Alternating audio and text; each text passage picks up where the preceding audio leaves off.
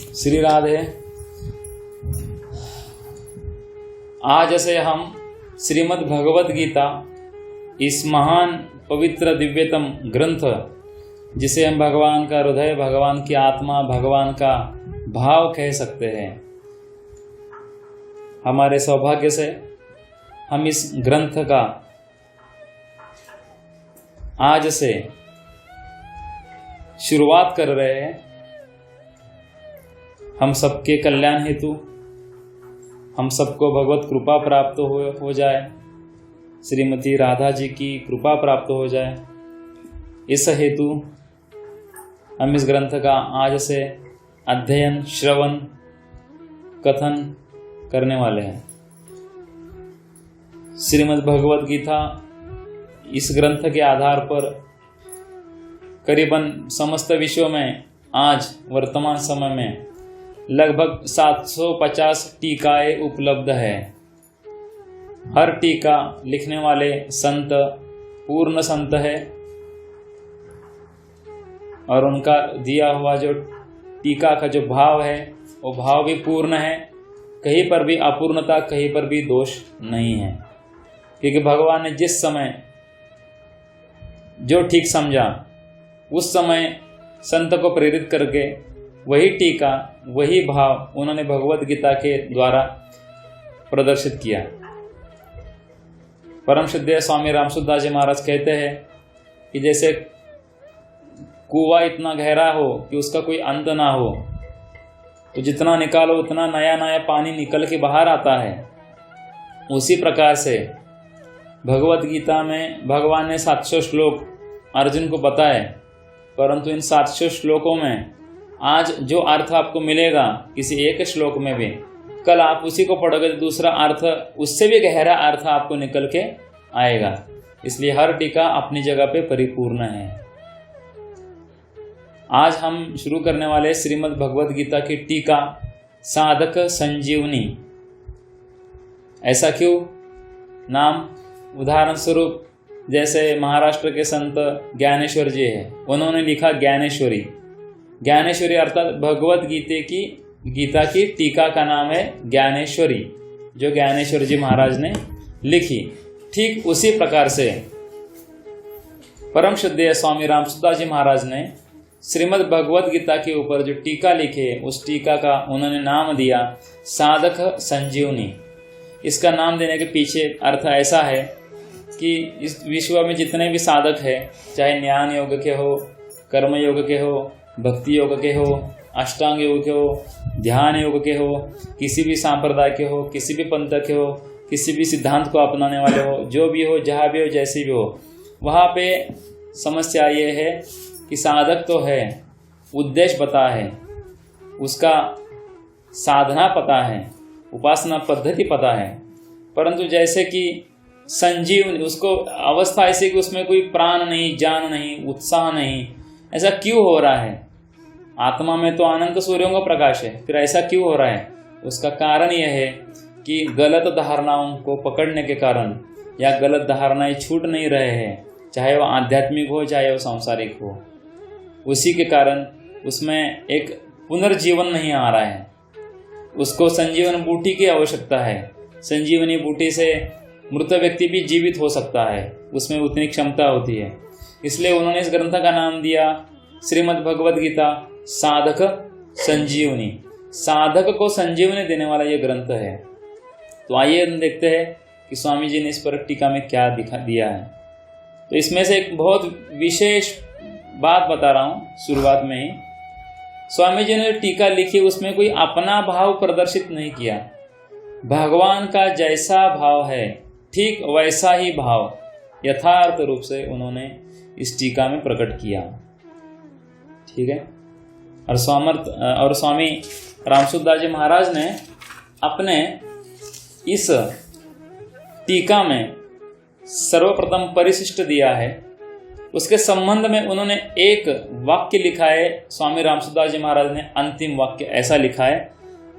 वाक्य इस प्रकार है, साधकों को चाहिए कि वे अपना कोई भी किसी भी प्रकार का आग्रह न रखकर अर्थात मनुष्य जन्म मिलने के बाद, जन्म होने से लेकर अब तक जिस संप्रदाय से जुड़े हो, जिस पंथ से, जिस गुरु से, जिस सिद्धांत से, जिस तत्व ज्ञान से जुड़े हुए हो, जिस शास्त्र से जुड़े हुए हो, जिस साधना से, उसमें से किसी भी प्रकार का कोई भी आग्रह न रख कर इस टीका को पढ़े और इस पर गहरा विचार करे तो वास्तविक तत्व उनकी समझ में आ जाएगा।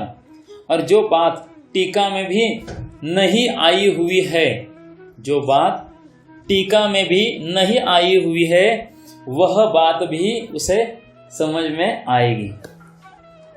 चाहे वो बात सांसारिक हो, चाहे वो आध्यात्मिक हो, चाहे वो पारमार्थिक हो, चाहे सिद्धि प्राप्ति की हो, चाहे भगवत प्राप्ति की हो, चाहे धन प्राप्ति की हो, चाहे मान प्राप्ति की हो, कुछ भी हो, हर बात वास्तव में भगवत गीता का उद्देश्य है भगवत प्राप्ति।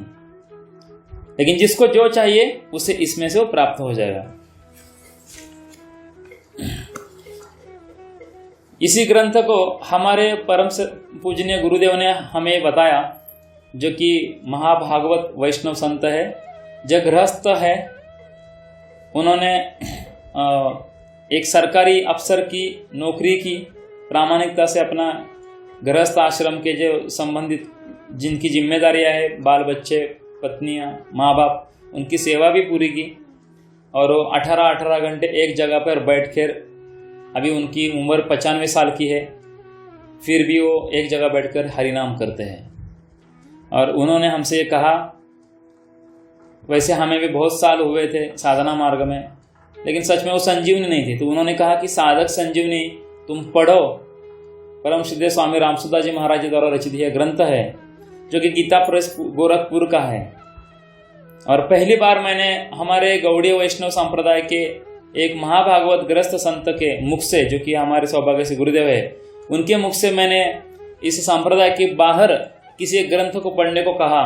सबसे बड़ा हमारे लिए आश्चर्य था। फिर हमें और भी आदर और श्रद्धा बढ़ गई कि संत ऐसे ही होते हैं कि विश्व ही मेरा घर, ऐसा भाव उनका रहता है।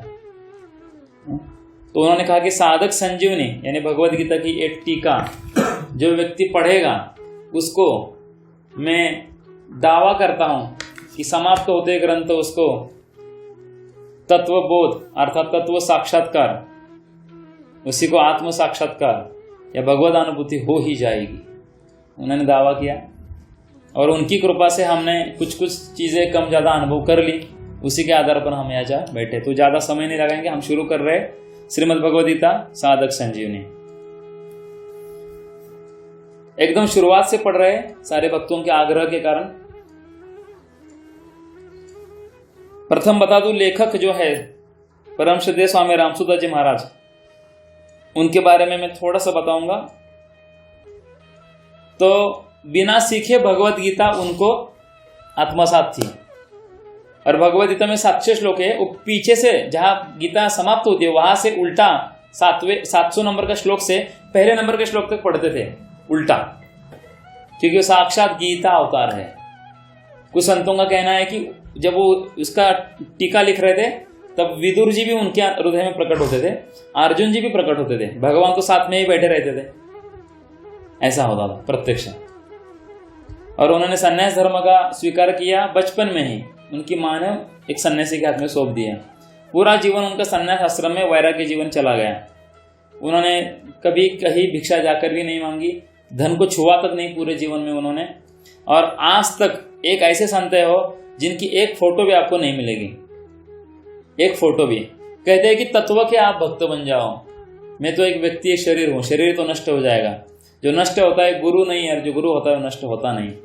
तो तत्व से चलो। तो ज़्यादा हम बात नहीं करेंगे, हम शुरू कर रहे हैं। नम्र निवेदन। विश्व के साहित्य में श्रीमद् भगवद गीता का अद्वितीय स्थान है, क्योंकि एक महान संत ने जिन्होंने पूरे विश्व में हरिनाम का प्रचार किया, उन्होंने एक बहुत बड़ी लाइब्रेरी है, मुझे याद नहीं आ रहा है, लेकिन एक विदेश में बहुत बड़ी लाइब्रेरी है, विश्व की सबसे बड़ी लाइब्रेरी। उन्होंने कहा कि इस पूरी लाइब्रेरी को आग लग जाए और केवल भगवद गीता रह जाए तो भी काफ़ी है। और भगवद गीता ना हो और पूरी लाइब्रेरी भी पढ़ लो तो भी कोई लाभ नहीं। तो आइए हम पढ़ते हैं भगवद गीता।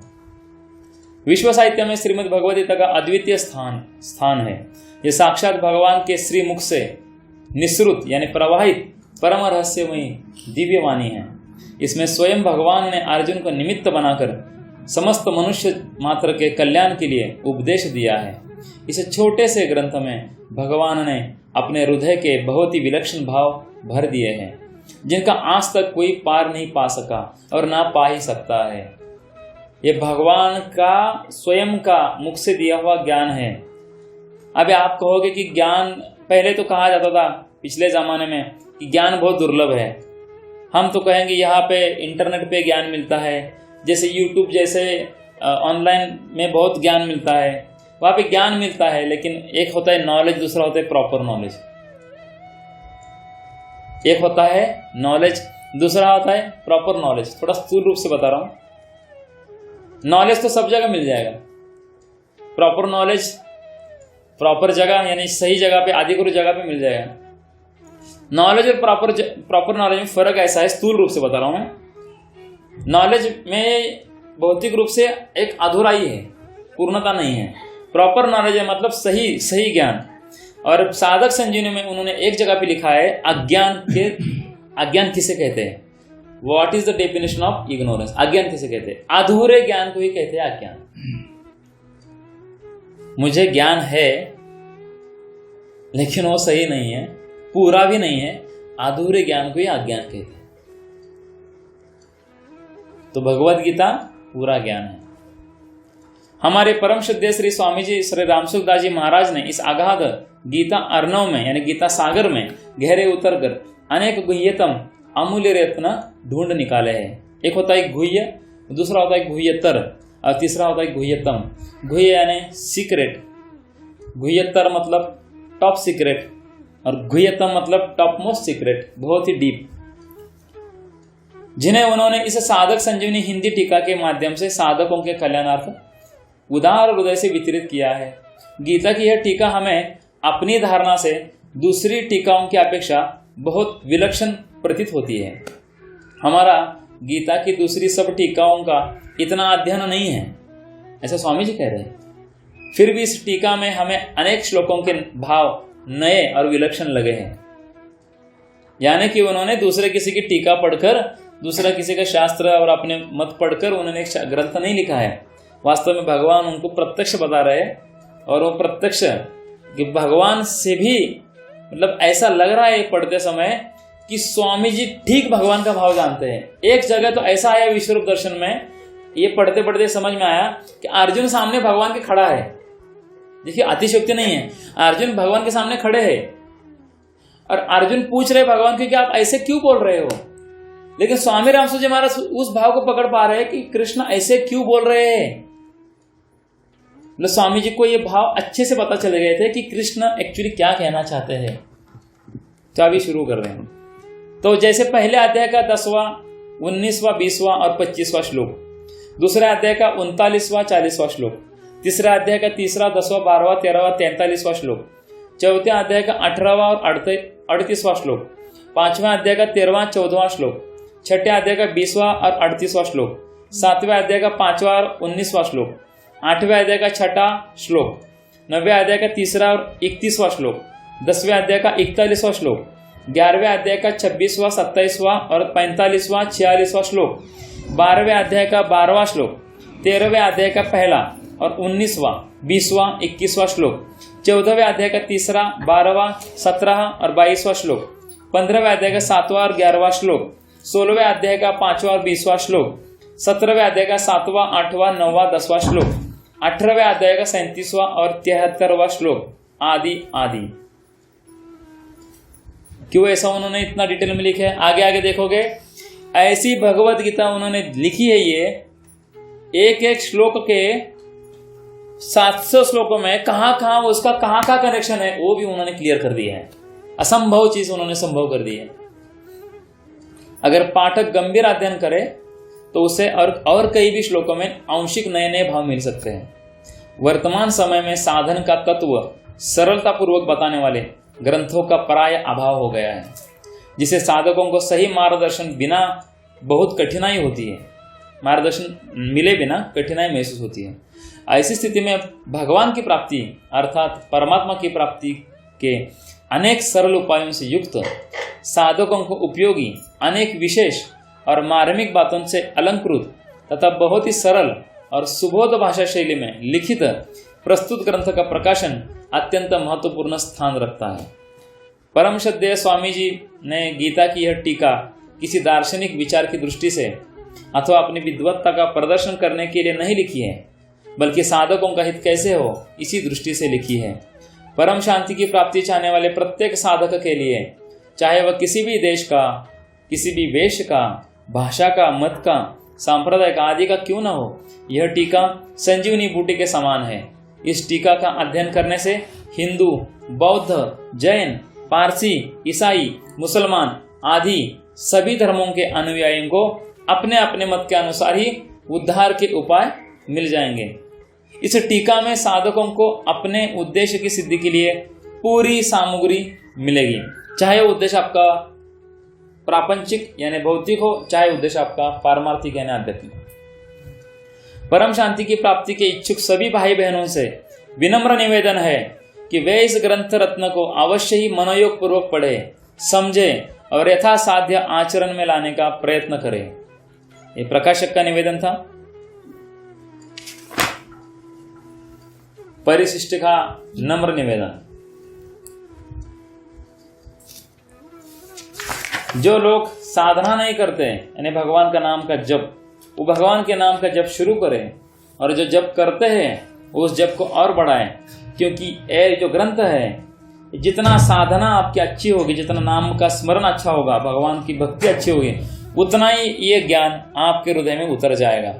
जितनी साधना कम होगी उतना ये ज्ञान अच्छा लगेगा, समझ में भी आएगा, लेकिन जितना हमें लग रहा है कि हमें समझ में आ गया है उतना वो समझ में नहीं आया होगा, क्योंकि ये ज्ञान बहुत गहरा है।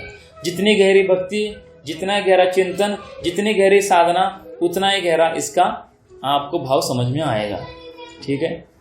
भगवान अनंत है, उनका सब कुछ अनंत है, इसलिए उनका एक नाम क्या है?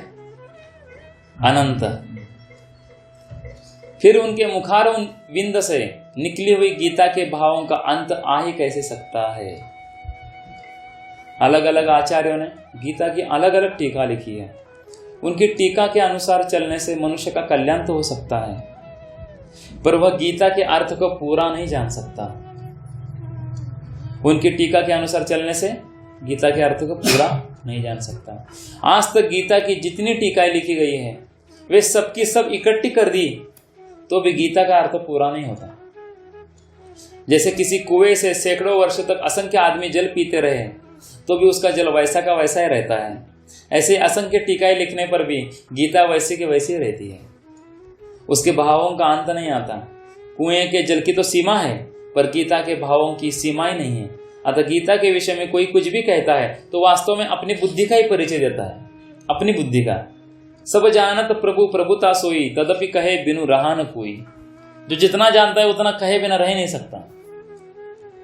भगवान की वाणी बड़े बड़े ऋषि मुनियों की वाणी से भी ठोस और श्रेष्ठ है। जैसे कि भारत सरकार ने जब सबसे पहले कायदा कानून बनाया तो पहले बनाए उसके क्या मार्गदर्शक तत्व बनाए, उसको कहते वो 10 है। वो जो मुख्य कलम है ना वो 10 है। भारत सरकार के जो कायदे के जो मुख्य तत्व है वो 10 है कि हर एक व्यक्ति को व्यक्ति स्वतंत्रता है, अपना अपना अधिकार है, मैं समाज की मर्यादा का उल्लंघन नहीं करूंगा। ऐसे 10 मुख्य नियम है। वो समझ में नहीं आते, इसलिए उन्होंने क्या किया, कायदे की किताबें बना दी। उसको कहते कलम बना दिए, कलम अलग अलग। वो एक इसमें से एक भी कलम ठीक से समझ में नहीं आता तो एक कलम के ऊपर 50-50 जनरल रूल्स बना दिए, उसको कहते हैं जीआर। वैसे जो ऋषि मुनियों ने लिखे हैं जीआर, भगवान के पार्षदों ने जो दिए हैं वो है कलम, और जो मुख्य जो प्रिंसिपल्स है वो है भगवत गीता। उसको हम समझ गए तो हम वो जनरल रूल्स समझ गए, वो सारे लीगल डॉक्यूमेंट समझ गए। इसलिए यहाँ पे लिखा है भगवान की वाणी बड़े बड़े ऋषि मुनियों की वाणी से भी ठोस और श्रेष्ठ है। और जिस ऋषि की मुनि की वाणी गीता के आधार पर ना हो तो उसे हम कैसे कहें ऋषि और ऋषि की वाणी। इसलिए मूल है गीता, क्योंकि भगवान ऋषि मुनियों के भी आदि है। अहम आदिर ही देवानाम महर्षिनाम च सर्वशः। गीता के 10वें अध्याय के 2 नंबर के श्लोक में भगवान ने स्वयं कहा अर्जुन से कि सबसे प्रथम मैं ही था, मैं ही हूँ, मैं ही रहूँगा। अतः कितने ही बड़े ऋषि मुनि संत महात्मा क्यों न हो और उनकी वाणी कितनी श्रेष्ठ क्यों न हो, पर वह भगवान की दिव्य अति दिव्य वाणी गीता की बराबरी नहीं कर सकती। पगडंडी को पद्धति कहते हैं। पगडंडी मतलब छोटी छोटी हम गली निकालते हैं। जंगल में देखते हैं आप, एक बड़ा रास्ता होता है जो शहर से जाता है, और एक शहर से दूसरे शहर में जाने के लिए एक तो बड़ा रास्ता मिलता है, लेकिन बीच में कोई जंगल हो तो एक शॉर्टकट का ऐसा रास्ता होता है कि उसे पगडंडी यानी पायवाट कहते हैं, जो किसी जानकार व्यक्ति ने बनाई होती है जहाँ जल्दी पहुंच सकते हैं। ऐसे बहुत सारी पगडंडियां होती है। पगडंडी को ही पद्धति कहते हैं। मैं इस पगडंडी से जाऊंगा, मैं उस पगडंडी से जाऊंगा। और राजमार्ग, घंटा पथ अथवा चौड़ी सड़क को प्रस्थान कहते हैं। मतलब जैसे हाईवे होता है, नेशनल हाईवे है ना, ऐसा एक्सप्रेस हाईवे, उसको प्रस्थान कहते हैं। गीता, उपनिषद और ब्रह्मसूत्र ये 3 प्रस्थान है। क्या क्या? गीता, उपनिषद और ब्रह्मसूत्र ये 3 प्रस्थान है, मुख्य राजमार्ग है। और बाकी जो सब कुछ है वो सारी पद्धतियां हैं। इस संत ने अपने हिसाब से ये ज्ञान अपने अनुयायियों को दिया, इस उपासना पद्धति में बिठा दिया, इसी सिद्धांत में बिठा दिया, एक पगडंडी हो गई। हम प्रस्थान से चले। प्रस्थान त्रय में मतलब प्रस्थान में कौन कौन है? गीता, उपनिषद और ब्रह्मसूत्र। जो हम आज से पूरी गीता होने तक, आज से पूरी गीता होने तक जो रोज आप सुन रहे हो हर शनिवार को या सत्संग में, उसको भूलो मत, उसको बिल्कुल मत भूलो। अगर किसी व्यक्ति ने यहां आकर आपको कह दिया और उस व्यक्ति के पास केवल 5 सेकंड है और उसने बोल दिया ऐसे ऐसी जगह पे आ जाओ, मैं आपको 10 करोड़ रुपए दूंगा, निकलो जल्दी, वो निकल गया, लेकिन आप उसको भूले नहीं लाइन को। आप आज नहीं जा सके तो कल जाओगे उस जगह पे, कल नहीं जाओगे तो परसों जाओगे, लेकिन आप उस पते को नहीं भूलोगे, क्योंकि वहां पे 10 करोड़ आपको मिलने वाले हैं। क्योंकि जहां जिस चीज को हम महत्व देते हैं, जिस चीज में हमारी रुचि होती है, उस ज्ञान को याद नहीं रखना पड़ता, अपने आप याद रहता है। अगर भूलेंगे तो महत्व नहीं है या हमें रुचि नहीं है। और एक खास बात बता रहा हूं आप सबको, जिसको भौतिक लाभ चाहिए, अगर ये गीता को सुनता है, अगर आप आज गीता का एक एक लाइन सुन रहे हो, आपका एक एक महान पाप कर्म कट रहा है। कल 24 घंटे के बाद कोई आपका बहुत बड़ा संकट है, वो संकट आपका हर लिया जा रहा है, जो धन से नहीं छूटेगा, किसी के कृपा से नहीं छूटेगा, किसी के बल से नहीं छूटेगा। एक गीता के श्रवण से, सत्संग के श्रवण से आपका वो महान संकट टूटेगा।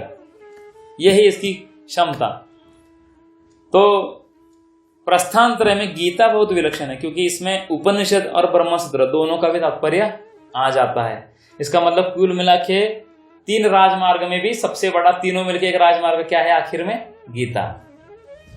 गीता उपनिषदों का सार है। उपनिषद कितने हैं? 108। 108 उपनिषदों में पूरी गीता बिठा दी गई। गीता में श्लोक कितने हैं? 700। 700 श्लोक समझ में नहीं आ रहे तो 108 उपनिषद बना दिए गए, और 108 उपनिषद समझ में नहीं आ रहे तो 18 पुराण बना दिए गए।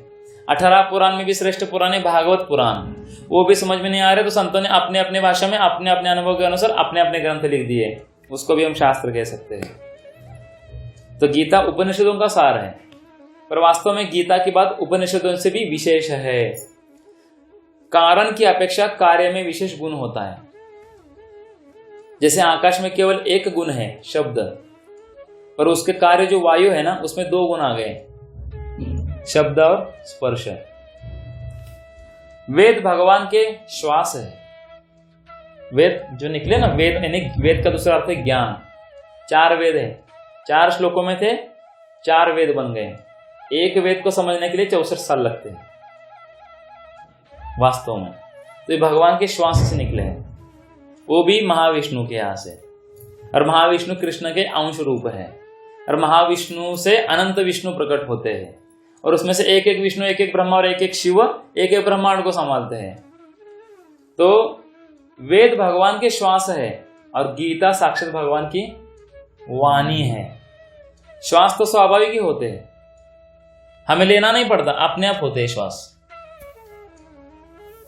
पर गीता भगवान ने योग में स्थित होकर कही है, क्योंकि बोलने के लिए सोचना पड़ता है, उसमें इन्वॉल्व होना पड़ता है। न शक्यम तन्मनया भूयस्तथा वक्तुम अशेषतः परम ही ब्रह्म कथितम योग युक्तेन तन्मया। महाभारत में आया है कि भगवान बोले वह सबका सब उसी रूप में फिर दोहरा देना कि जो मैंने तुझे बताया है अर्जुन, अब मेरे भी वश की बात नहीं है। अर्जुन, मैंने जो तुझे गीता बताई है उसको दोहरा देना मेरे भी वश की अब बात नहीं है। उस समय मैंने योग युक्त होकर परमात्मा तत्व का वर्णन किया था। योग युक्त अर्थात योग में स्थित होकर गीता कहने का तात्पर्य इस प्रकार है, योग में मतलब उसमें पूरा डूब कर, इन्वॉल्व होकर, कि सुनने वाले का हित किस में है, उसके हित के लिए क्या कहना चाहिए, भविष्य में भी जो इसे सुनेगा अथवा पढ़ेगा उसका हित किस में होगा। इस प्रकार सभी साधकों के हित में स्थित होकर गीता कही गई है। तो अतः वेदों की अपेक्षा यानी तुलना में गीता विशेष है।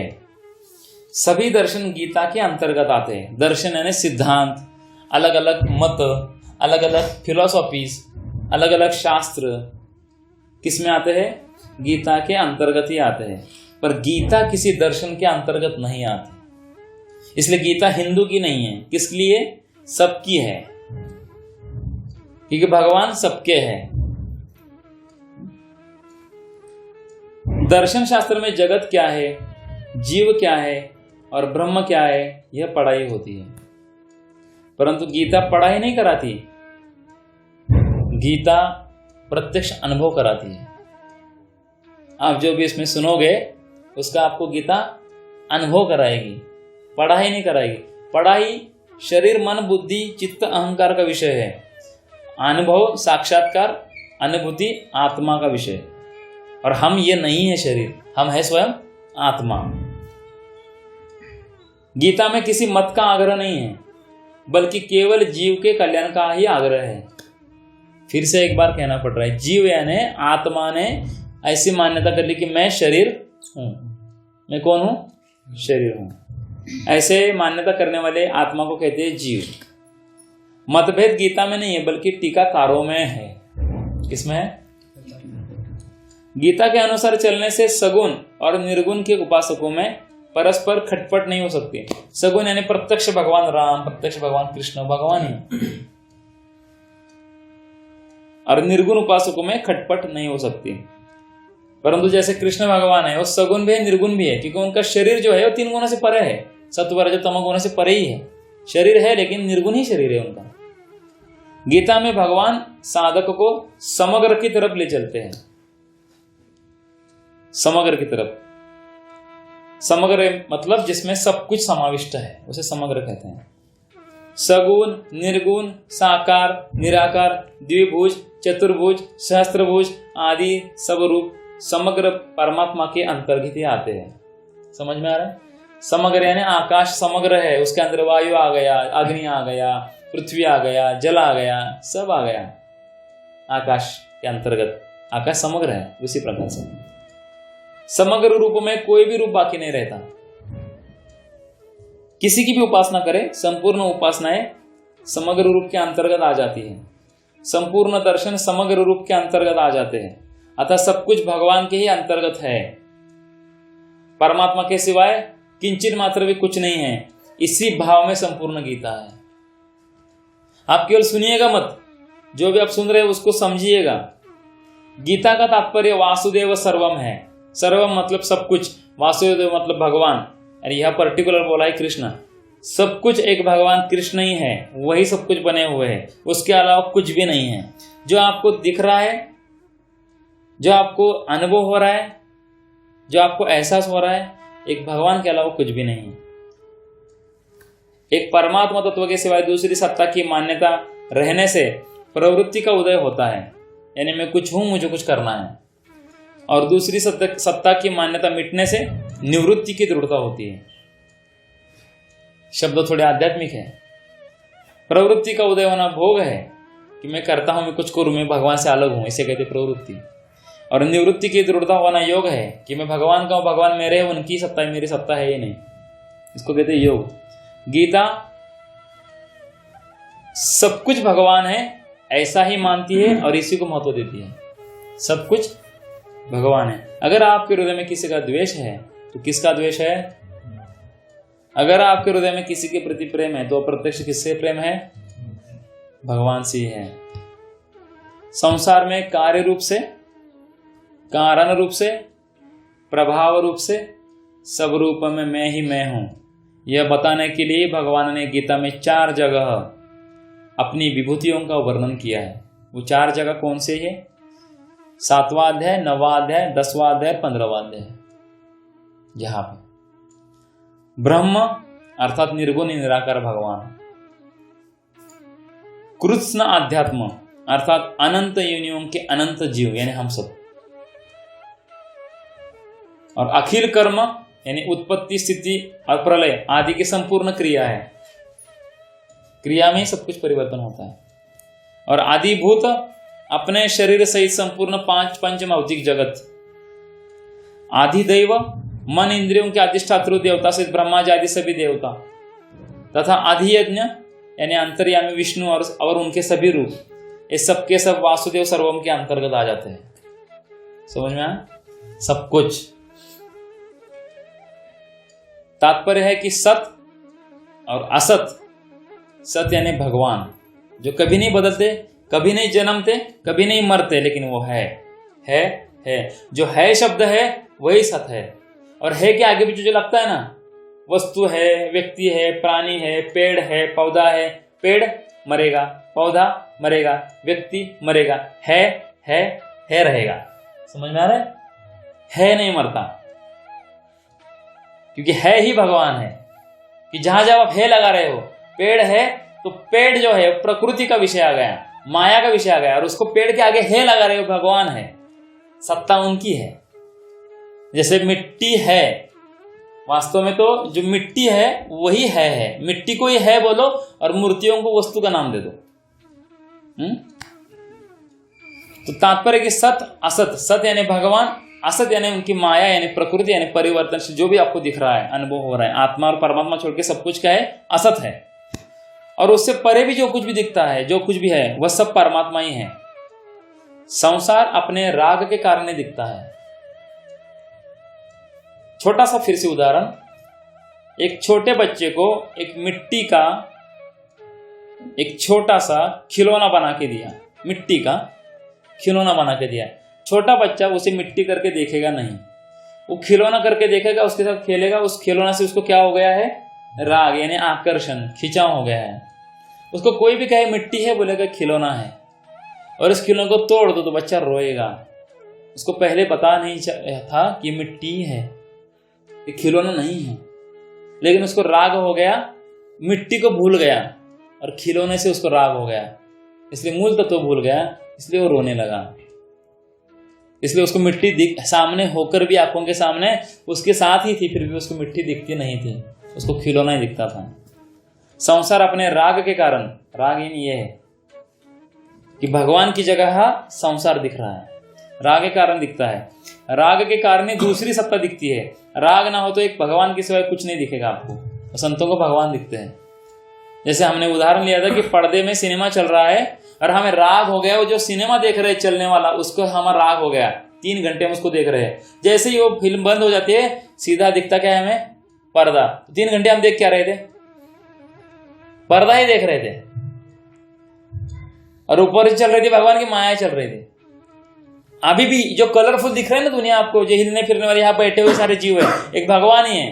पर्दे के ऊपर सब चल रहा है, इससे केवल कलर है। सत्वगुण, रजोगुण, तमोगुण, 3 जो गुण है वही कलर के रूप के समान है, दिख रहे हैं आपको ऐसा। जैसे भगवान ने कहा, सर्वस्य चाह मृत्यु सन्निविष्टो मत्त स्मृति ज्ञान अपोहनंच वेदच सर्वेर अहम वेद्य वेदांत कृत विदेह चाह, कि सबके हृदय में स्थित मैं ही हूँ। सबको जो स्मृति आती है वो मुझसे आती है, जो विस्मृति आती है मुझसे आती है, जो ज्ञान आता है मुझसे आता है, जो वेदों का रचनाकार हूँ मैं ही हूँ, वेदों का संकलन करता मैं ही हूँ, वेदों का अंतिम लक्ष्य मैं ही हूँ, और वेदों के अध्ययन करके जानने योग्य मैं ही हूँ, और बनाने वाला मैं ही हूँ, जानने वाला मैं ही हूँ, और बाद में जानो या ना जानो आखिर में रहेंगे वही। मैं ही संपूर्ण प्राणियों के हृदय में स्थित हूं। जिस हृदय में भगवान रहते हैं उसी हृदय में राग द्वेष हलचल अशांति होती है। आपके हृदय में भगवान अभी है या नहीं? आपके हृदय में अभी भगवान है तो आपके हृदय में अशांति हलचल भी है। क्यों है? हृदय में सुख होता है और हृदय में दुख आता है। समुद्र मंथन में वहीं से विष निकला, वहीं से अमृत निकला। भगवान शंकर ने विष पी लिया तो अमृत निकल आया। क्या पी लिया? कौन सा विष का नाम था उनके? हलाहल। क्योंकि जैसे वो विष निकला तो देवता और असुरों के हाल हाल होने लगे, इसलिए उसका नाम था हलाहल। भगवान शंकर ने विष पी लिया तो क्या निकल आया? अमृत निकल आया। इसी तरह आप राग द्वेष को पी जाओ, राग और द्वेष को पी जाओ, मिटा दो तो परमात्मा निकल आएंगे। सीधी बात है। छोटे बच्चे ने उसको खिलौना देखना छोड़ के कहा किससे बनाए, क्या है इसके अंदर चीज? भगवान से ही बनाए खिलौना। खिलौना की सत्ता है क्या? मिट्टी के कारण उसकी सत्ता दिख रही है, वरना उसकी सत्ता नहीं। सत्ता किसकी है? मिट्टी ना हो तो खिलौना कैसा? सत्ता किसकी? मिट्टी। तो संसार दिख रहा है, सत्ता किसकी? परमात्मा की सत्ता है। लेकिन राग द्वेष के कारण ये अलग है, वो अलग है, वस्तु, व्यक्ति, पदार्थ, परिस्थिति सबको हम अलग अलग देख रहे हैं। क्योंकि वो शरीर खुद को मानकर सुखी होने की हमारी इच्छा है। आप तो आनंद स्वरूप हो, लेकिन खुद को शरीर मानकर सुखी होने की इच्छा के कारण मिट्टी को आप खिलौना देख रहे हो। इसी को कहते हैं राग। और उस खिलौना को कोई छीन लेता है आपसे, आपको उसको होता है, आपको क्या होता है? उसका द्वेष। आपके सुख में जो बाधा पहुंचाएगा, चाहे सुख किसी भी प्रकार का हो, उसको आपको क्या पहुंचेगा? द्वेष। संत महात्माओं के हृदय में राग द्वेष नहीं रहते हैं, अतः वहां परमात्मा रहते हैं। सब कुछ भगवान ही है। यह खुले नेत्रों का ध्यान है। लोगों को क्या इच्छा है? ध्यान करो में कहीं जाके एकांत चाहिए मुझे ध्यान करना है, कोई डिस्टर्ब ना करे। ये ध्यान नहीं है, ये ध्यान का भोग है। बड़ा स्टेटमेंट है भगवद गीता का। उसमें सुख मिल रहा है। किसको मिल रहा है? मन को मिल रहा है। आत्मा तो आनंद स्वरूप है। आत्मा को आनंद लेने के लिए सुख की, समाधि की, समाधान की आवश्यकता नहीं है। परमार्थ समाधान का साधन नहीं है, सुख का साधन नहीं है। आप आनंद स्वरूप हो, यह आपको बताने का साधन है। तो ये भोग है ध्यान का, ये भोग है साधना का। यह खुले नेत्रों का ध्यान है। सब कुछ भगवान ही है। आंखें बंद क्यों करो? सब कुछ कौन है? भगवान ही है। इसमें ना आंख बंद करने यानी ध्यान की जरूरत है, ना कान बंद करने की जरूरत है। क्योंकि कान बंद करो ऐसा कहते हैं, कान बंद करो तो आपको नाद ब्रह्म ओंकार सुनाई देगा। ओम, कान बंद करो। क्या जरूरत है? जहां से भी जो भी आवाज आ रही है भगवान की आ रही है। कौन आपका फिर ध्यान भंग करेगा? कहां से करेगा? करने वाला भी भगवान ही होगा, उनके अलावा कौन है? ना नाक बंद करने की प्राणायाम की जरूरत है इस ध्यान के लिए। इसमें ना संयोग का असर पड़ता है ना वियोग का। क्योंकि ध्यान में आ गए, संयोग हो गया आपका, आपके आत्मा से, फिर ध्यान छूट गया, वियोग हो गया आत्मा का, फिर आनंद चला गया, अभी नौकरी का टाइम में जाना है मेरे को, ध्यान भंग हो गया। न किसी के आने का असर पड़ता है इस ध्यान में, न किसी के जाने का असर पड़ता है इस ध्यान में। जब सब कुछ भगवान ही है, परमात्मा ही है, तो फिर दूसरा कहां से आए, कैसे आए और क्यों आए? अगर इस वासुदेव सर्वम यानी भगवान ही सब कुछ बने हुए इस तत्व का आप स्वीकार कर लो जो कि वास्तव में है, तो आप कहोगे कि हम तो साधक नहीं उतने, हम तो इतने बड़े भक्त नहीं है, हमें तो उसका अनुभव नहीं, उतना ज्ञान नहीं, कोई जरूरत नहीं है। जो है उसको स्वीकार कर लो। एक भगवान ही है सब कुछ और कुछ नहीं है, इसको स्वीकार कर लो। अनुभव आना शुरू हो जाएगा, अनुभव होना शुरू हो जाएगा परमात्मा के। गीता समग्र को मानती है, इसलिए गीता का आरंभ और अंत शरणागति में हुआ है। शरणागति से ही समग्र की प्राप्ति होती है। एक भगवान समग्र मिलके एक भगवान है, तो उनके शरण हो जाओ तो समग्र की प्राप्ति हो जाएगी। परमात्मा के समग्र रूप में सब रूप होते हुए भी सगुण की मुख्यता है। सगुण यानी पर्सन, एक व्यक्ति रूप भगवान, उसकी मुख्यता है समग्र रूप में भी। निराकार में सगुण आता है क्या? साकार आता है क्या? नहीं आता। लेकिन सगुण साकार में निराकार आता है। प्रकाश में सूर्य आता है क्या? सूर्य में प्रकाश आता है? समझ में आ रहा है? प्रकाश में सूर्य नहीं आता, सूर्य में प्रकाश जरूर आता है। इसलिए जो व्यक्ति रूप भगवान है वो समग्र है। उनमें निराकार है, साकार है, सब है, लेकिन निराकार में साकार नहीं है। जो व्यक्ति रूप भगवान है उसमें प्रेम है, रस है, आदान प्रदान है, भाव है। निराकार में वो नहीं मिलेगा। कारण कि सगुण के अंतर्गत तो निर्गुण भी आ जाता है, पर निर्गुण में सगुण नहीं आता, क्योंकि उसमें गुणों का निषेध है। अतः सगुण ही समग्र हो सकता है। सगुण निर्गुण एक गोविंदुर है, दोनों ही कौन है? एक गोविंद है। ऐसा पूजनीय ज्ञानेश्वर महाराज ने कहा है। भगवान श्री कृष्ण समग्र है। असंशयम समग्रम माम, इसमें संशय मत करो अर्जुन, मैं ही समग्र हूं। गीता समग्र की वाणी है, इसलिए गीता में सब कुछ है। जो जिस दृष्टि से गीता को देखता है, गीता उसको वैसे ही दिखने लगती है। क्यों? भगवान ने अर्जुन से कहा है, मैं किसको कैसे दिखता हूं? ये यथा माम प्रपद्यन्ते तां सदैव भजामि अहम्। जो जिस प्रकार से मुझे देखना चाहते हैं, मैं उसी प्रकार से उसको देखता हूं। आप आईने के सामने खड़े हो जाओ, आप चेहरे को काला करो, आप काले दिखोगे। आप चेहरे को गोरा करो, आप गोरे दिखोगे। आप चेहरे को जो भी कलर लगाओगे वही आपको दिखेगा आईने में। आप बोलो आईने में तू मूर्ख है, तो आईना बोलेगा तू मूर्ख है। आप बोलोगे तेरे जैसा बुद्धिमान कोई नहीं, तो आईना बोलेगा तेरे जैसा बुद्धिमान कोई नहीं। ये यथामाम प्रपद्यन्ते इसे कहते हैं। तो जिस दृष्टि से आप गीता को देखते हो, उसी दृष्टि से आपको देखने लगती है। अपनी दृष्टि को हटाओ फिर, और भगवान की दृष्टि से देखो। अपने 250 ग्राम की बुद्धि को छोड़ दो कि मैं ये जानता हूं, मुझे इतना ज्ञान नहीं, इतने साल हो गए मेरे पास, इतना आध्यात्मिक जानता हूं, कुछ सब कुछ छोड़ दो। सब भ्रम है, सब भ्रम है। भगवान की दृष्टि से गीता को समझो। कर्मयोग, ज्ञान योग और भक्ति योग, ये 3 ही योग है मुख्य।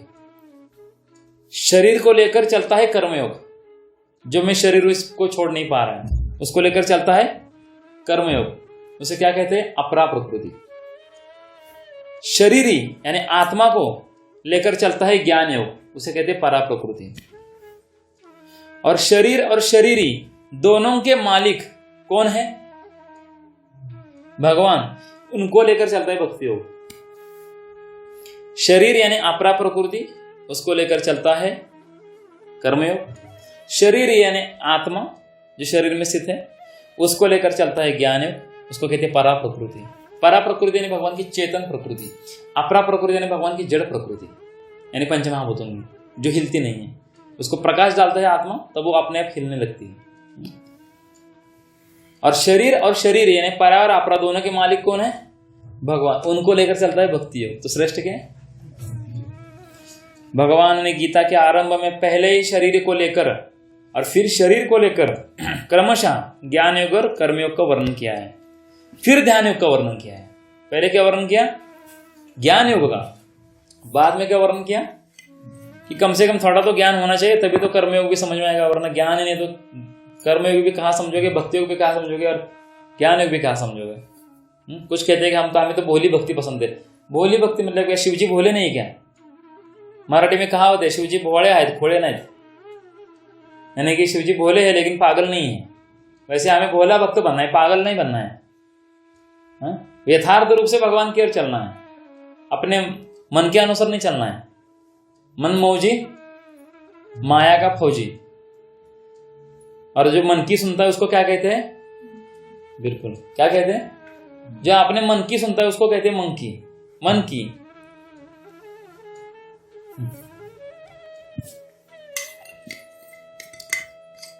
फिर ध्यान योग का वर्णन किया, क्योंकि वह भी कल्याण करने का एक साधन है। फिर 7वें अध्याय से भक्ति का विशेषता से वर्णन किया, जो भगवान का खास ध्येय है। मनुष्य कर्मयोग से जगत के लिए, शरीर किसका है? संसार का पार्ट है ना, तो संसार को देना है, जिसका है उसको देना है। जैसे कोई छोटा बच्चा है, चल रहा है रास्ते से, और उसके हाथ में कोई चीज है, और आपने अपने हाथ में ले ली, तो आपके पीछे पड़ेगा ना, दे दो दे दो दे दो, और आपको तंग कर रहा है। आप बोलोगे ले ले, अब मैं छूट गया, अब मैं फ्री हो गया। वैसे आपका मन, बुद्धि, शरीर, जो कुछ भी है आपके पास, आत्मा छोड़कर, परमात्मा छोड़कर, आप आत्मा हो, जो भी है ये शरीर, ये किसका पार्ट है? संसार का अधिकार है इस पर। अब उसको दे दो ना, आप छुट्टी पा लो ना, छुट्टी कर लो ना आपकी। अब उस पर अधिकार मत जमाओ, अपने अधिकार का पूरा त्याग करके सामने वाले के अधिकार की पूरी रक्षा करो, तब काम बनेगा। तो मनुष्य कर्मयोग से जगत के लिए उपयोगी हो जाता है,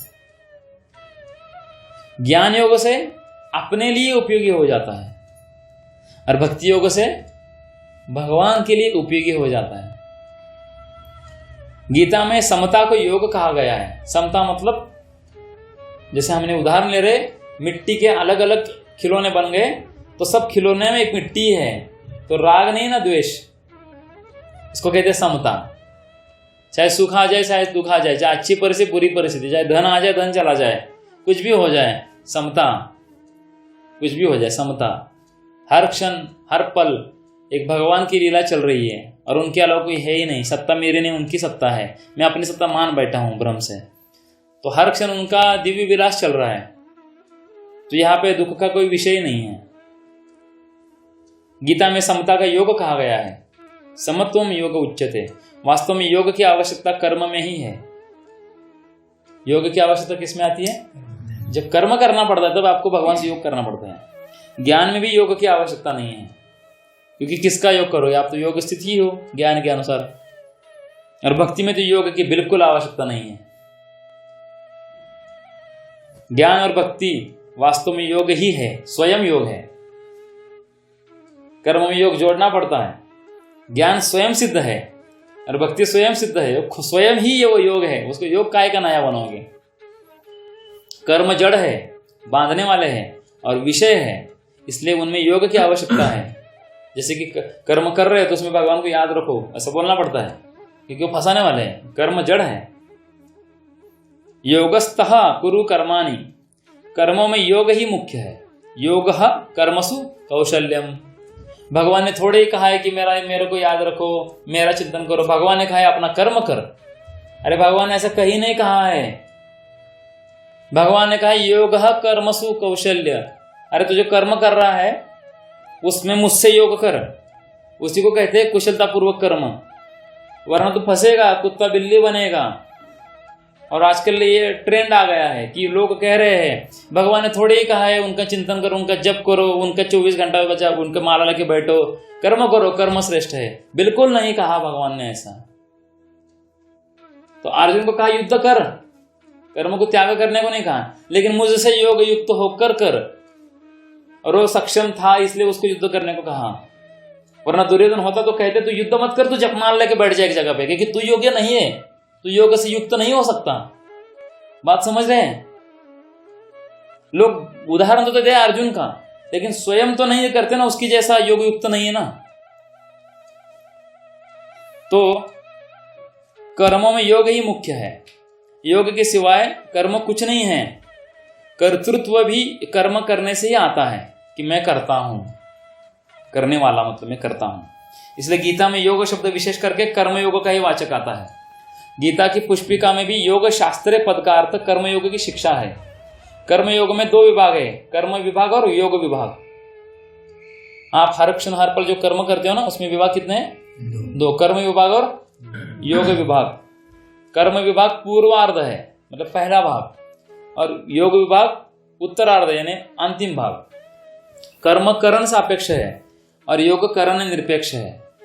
करण सापेक्ष मतलब यहां से मुझे किसी और जगह जाना है तो मुझे गाड़ी की आवश्यकता है, गाड़ी में पेट्रोल की आवश्यकता है, तो गाड़ी क्या हो गई? करण हो गई। करण मतलब इंस्ट्रूमेंट, हथियार इस्तेमाल करने का, किसी चीज को प्राप्त करने का। तो गाड़ी क्या हो गई? मेरा करण हो गया। तो मुझे एक जगह से दूसरी जगह जाना है तो वहां जाना करण सापेक्ष हो गया, यानी मुझे गाड़ी की सहायता लेनी पड़ रही है। और अगर मैं एक ही जगह से दूसरी जगह एक ही क्षण में पहुंच गया बिना किसी करण की आवश्यकता से, तो करण निरपेक्ष है। समझ में आ रहा है? समझो इस बात को। कर्म विभाग में कर्तव्य परायणता है और योग विभाग में स्वाधीनता, निर्विकारता, असंगता, समता है। संसार में हमारा जो कर्तव्य होता है वह दूसरे का अधिकार है। इसलिए व्यक्ति का जो कर्तव्य है वह परिवार का, समाज का और संसार का अधिकार है। जैसे वक्ता का जो कर्तव्य होता है वह श्रोता का अधिकार है, और श्रोता का जो कर्तव्य होता है वह वक्ता का अधिकार है। वक्ता बोलकर श्रोता के अधिकार की रक्षा करता है और श्रोता सुनकर वक्ता के अधिकार की रक्षा करता है। इसलिए आप कहते हैं कि समय से पहले 10 मिनट पहुंच जाओ, सत्संग को डिस्टर्ब मत होने दो, शांति से सुन लो, ये वक्ता का अधिकार है। और आप बैठे हुए और मैं कुछ नहीं बोल रहा हूँ, ठीक से नहीं बोल रहा हूँ, ये आपका अधिकार का दुरुपयोग कर रहा हूं मैं। इस तरह से होगा ये, वक्ता हो या श्रोता। वक्ता बोलकर श्रोता के अधिकार की रक्षा करता है, श्रोता सुनकर वक्ता के अधिकार की रक्षा करता है। दूसरे के अधिकार की रक्षा करने से मनुष्य ऋण मुक्त हो जाता है। कैसे? जैसे किसी चोर ने मेरे पास, मैं जा रहा था रास्ते से, मेरे पास 100 रुपए थे और उसमें से 20 रुपए किसी चोर ने चुरा के लेके गए। बचे कितने मेरे पास? 100 रुपए मैंने बहुत कष्ट से कमाए थे, 20 रुपए निकाल के लेके गए। तो क्या हुआ? मेरा घाटा हुआ क्या? मैं ऋण से मुक्त हुआ और ऊपर से एक पुण्य भी मिल गया। ऐसा भाव रखो, उस बेचारे को 20 रुपए की जरूरत थी, भगवान ने उसको मेरे पास भेजा और उसकी आवश्यकता पूरी कर दी। मैं कितना नसीबवान हूं कि भगवान ने उसके लिए मेरे को इस्तेमाल किया। समझ में आई बात? और उसको योग की प्राप्ति हो जाती है। दूसरे के अधिकार की रक्षा करने का अर्थ है शरीर, वस्तु, योग्यता और अपना जो सामर्थ्य है उसको अपनाना समझकर, दूसरों का ही समझकर दूसरों की सेवा में अर्पित कर देना। तो दी वस्तु गोविंदम तुभ्यमेव समर्पित, तुम्हारी वस्तु गोविंद में तुम्हें अर्पित करता हूं। जैसे गंगा को खुश करना है तो गंगा का ही जल गंगा को छोड़ देते हैं हम। जैसे सूर्य को तो खुश करना है तो उसको हम अर्घ्य दिखाते हैं, मतलब या उसको दीप दिखाते हैं, तो वो उसी से आया है ना। उसी प्रकार से संसार में वस्तु और व्यक्ति के साथ हमारा संयोग होता है, यानी थोड़ा मिलन होता है। जहां संयोग होता है वही कर्तव्य का पालन करने की आवश्यकता होती है। वस्तु का संयोग होने पर उस वस्तु में ममता ना करके, ममता यानी मेरी वस्तु, अधिकार ना करके उसका सदुपयोग करना, उसको दूसरों की सेवा में लगाना हमारा कर्तव्य है। व्यक्ति का संयोग होने पर उस व्यक्ति में ममता न करके उसकी सेवा करना, उसको सुख पहुंचाना हमारा कर्तव्य है। कामना यानी इच्छा, ममता और मेरा मेरापन, इससे रहित होकर कर्तव्य का पालन करने से शरीर और संसार के संयोग का वियोग हो जाता है। ये जो शरीर है किसका पार्ट है? संसार का। लेकिन हम क्या मान रहे हैं? मैं शरीर को लेकर हम अलग मान रहे हैं और संसार को अलग मान रहे हैं। वास्तव में दोनों एक ही है, अखंड है। बात समझ में आ रही है? शरीर संसार के संयोग का वियोग हो जाता है और योग की प्राप्ति होती है। संयोग का तो वियोग होता है पर योग का कभी वियोग नहीं होता। अर्थात क्या हो जाता है? जैसे फिर से उदाहरण, सिनेमा देख रहे हो और आप उसमें से किसी कैरेक्टर में आप इन्वॉल्व हो गए हो और उस कैरेक्टर को समझ रहे कि मैं ही वो कैरेक्टर हूं, तो आपने मान्यता कर ली कि वो व्यक्ति मैं हूं और पूरा जो सिनेमा देख रहा हूं वो उससे संबंधित चल रहा है। लेकिन आपको जब पता चलता कि मैं तो केवल दर्शक था, मेरा उस व्यक्ति से कोई लेना देना नहीं था, वियोग अपने अनुभव कर लिया उस व्यक्ति से, तो आप समझ में आया कि मैं तो अलग ही हूं। वैसे आप इस शरीर से स्वयं को अलग देख पाओगे जब शरीर केवल संसार की सेवा में लगा होगा। योग की प्राप्ति होने पर मनुष्य राग, द्वेष, काम, क्रोध आदि विकारों से पूर्णतः मुक्त होता है और उसको स्वाधीनता, निर्विकारता, असंगता, समता की प्राप्ति हो जाती है। प्रत्येक मनुष्य चाहता है कि मैं सदा जीता रहूं, बराबर है? चाहते हैं ना, मैं सदा जीवित रहूं, मैं सब कुछ जान जाऊं, मैं कभी मरूं नहीं, मैं सदा जीता रहूं, मैं कभी मरूं ही नहीं। देखो, आप सदा ही जीते रहोगे, आप कभी मरोगे नहीं। जैसे कि हमें जब पहली बार पता चला, सबसे पहली बार, कि हम शरीर नहीं आत्मा है, तो बहुत आनंद हुआ। अर्थात मुझे मृत्यु नहीं है, अर्थात मुझे जन्म नहीं है, अर्थात मुझे बुढ़ापा नहीं है, अर्थात मैं कभी मरूंगा नहीं, अर्थात मैं अमर हूं। तो जीवन में तो बहुत बड़ा है, अपने को ये तो लॉटरी लग गई, क्योंकि ज्ञान मिलेगा कि मैं तो आत्मा हूं और मैं कभी मर नहीं सकता, शरीर तो मरने वाला है, यानी मैं हमेशा सदा सर्वदा ही मैं इस जगत में रहने वाला हूं। बड़ी बात है ना? तो ये सुनकर हमें ऐसा लगना चाहिए कि यार कितनी बड़ी बात मिल गई, लेकिन ऐसा क्यों नहीं लगता? क्योंकि मन में चिंता है संसार की, कल का प्रॉब्लम्स हमारे दिमाग में अभी चल रहे हैं कि कल का सोल्यूशन क्या निकालो। इसलिए जो परमाणु सोल्यूशन है वो दिमाग में नहीं घुस रहा है, जो बताया जा रहा है अभी, ये साइकोलॉजी। मैं सब कुछ जान जाऊं, कभी अज्ञानी ना रहूं, मैं सदा सुखी रहूं, कभी दुखी ना रहूं, इसका फॉर्मूला देने के लिए हम बैठे हैं। परंतु मनुष्य की यह इच्छा अपने बल से अथवा संसार से कभी पूरी नहीं हो सकती, क्योंकि मनुष्य जो चाहता है, ध्यान से सुनिएगा इस शब्द को, क्योंकि मनुष्य जो चाहता है, क्या क्या चाहता है? मैं कभी मरूं नहीं, मैं सदैव जीवित रहूं, मैं कभी अज्ञानी ना रहूं, मैं पूरा ज्ञानी मरूं, क्या ज्ञानी बन जाऊं, मैं हमेशा सुखी रहूं, मैं कभी दुखी ना रहूं। बराबर है? ये मनुष्य किसे चाहता है? जो मनुष्य चाहता है और संसार से चाहता है, लेकिन संसार के पास ये चीज आपको देने के लिए है ही नहीं। ये चीज आपको संसार दे सकता नहीं। अमरत्व, ज्ञान और सुख संसार के पास है ही नहीं आपको देने के लिए। आप उनसे अपेक्षा छोड़ दो, चाहे कोई भी हो। वास्तव में मनुष्य को जो चाहिए वो उसको पहले से ही प्राप्त है। उससे गलती ये होती है कि वह उन वस्तुओं को चाहने लगता है जिनका संयोग और वियोग होता है, जो मिलने और बिछुड़ने वाले होते हैं। यह सिद्धांत है, जो वस्तु कभी भी हमारे से अलग ही होती है, वह सदा ही हमारे से अलग है। आपका बचपन चला गया यानी आपसे अलग ही था। आपकी जवानी जा रही है यानी आपसे अलग ही है। आपका बुढ़ापा भी चला जाएगा यानी आपसे अलग ही है। फिर आपका शरीर भी छूट जाएगा और आप शरीर को मरते हुए देखोगे। फिर से शरीर मरने के बाद भी देखोगे मेरा शरीर को जला रहे हैं, इसलिए तो 13 दिन तक वहां बैठा रहता है आत्मा। इसका मतलब क्या? आपसे अलग ही था। अब क्या है? फिर आपसे अलग ही है। ये भी मैं शरीर में बैठ के सोच रहा हूं कि कैसे मैं अलग हूं, तो इसलिए तो पता नहीं चल रहा, क्योंकि शरीर और इंद्रियों की और मन की और बुद्धि की सहायता लेकर ही आध्यात्म को जानना चाहते हैं। असंभव है ये नाम से समझ में आएगा कि इनके द्वारा मुझे अनुभव करने की जरूरत नहीं, क्योंकि मैं स्वयं आत्मा अनुभव सिद्ध ही हूं, क्योंकि मैं इनसे अलग ही हूं। इनमें ही बैठकर इनका ही सहायता लेकर मैं सोचता हूं मैं इनसे कैसे अलग हूं। इनसे ही पूछते हैं, इंद्रियों से, इनसे ही पूछते हैं, मन से, बुद्धि से ही, कि मैं इनसे कैसे अलग हूं। ये थोड़ी उत्तर दे पाएंगे। ऐसा है। जैसे शरीर कभी भी हमारे से अलग होगा तो वह सदा ही हमारे से अलग है, और अभी भी हमारे से अलग है शरीर। इसी तरह जो वस्तु यानी परमात्मा कभी भी हमारे से अलग नहीं होती, वह सदा ही मिली हुई है और अभी भी हमारे को मिली हुई है। तात्पर्य निकला कि वास्तव में संसार का सदा ही वियोग है और परमात्मा का सदा ही योग है। कोई आचार्य पहले कर्मयोग फिर ज्ञान योग और भक्तियों का क्रम मानते हैं, और कोई आचार्य पहले कर्मयोग फिर भक्ति योग और फिर ज्ञान योग का क्रम मानते हैं। पर गीता पहले ज्ञान योग, क्योंकि पहले बता जो चले आप क्या कर रहे हो। कुछ लोग कहते हैं कि हमें नाम के बारे में बताओ, कुछ लोग कहते हैं हमें धाम के बारे में बताओ, कुछ लोग कहते हैं कि भगवान की कथा हमें सुनाओ, कुछ लोग कहते हैं कि भगवान की सुंदर सुंदर बातें हमें बताओ। अरे पहले सिद्धांत को समझ जाओ। इसलिए गीता कहते पहले ज्ञान योग को समझो, फिर उस ज्ञान को जीवन में अप्लाई करने का रहस्य कला सीख लो, यानी कर्मयोग। फिर आपको अनुभव हो जाएगा कि आप भक्तियों में तो पहले से स्थित हो, क्योंकि आप भगवान के हो। तो यह क्रम गीता में कहा गया है। एक विलक्षण बात है कि गीता कर्मयोग और ज्ञान योग दोनों को एक जैसा यानी लौकिक बताती है। क्षर यानी जगत, क्षर यानी नष्ट होने वाला, और अक्षर यानी नष्ट ना होने वाला, लेकिन वो जीव दोनों लौकिक है। मतलब मैं शरीर हूं ऐसा मानने वाला आत्मा का जो भाव है वो दोनों लौकिक है। क्षर और अक्षर दोनों लौकिक है। क्षर यानी जगत, अक्षर यानी जीव। वैसे अक्षर यानी नाश न होने वाला यानी जीव, लेकिन वो मान रहा है मैं शरीर हूं, इसलिए उसको संज्ञा आगे जीव। समझ में आ रहा है?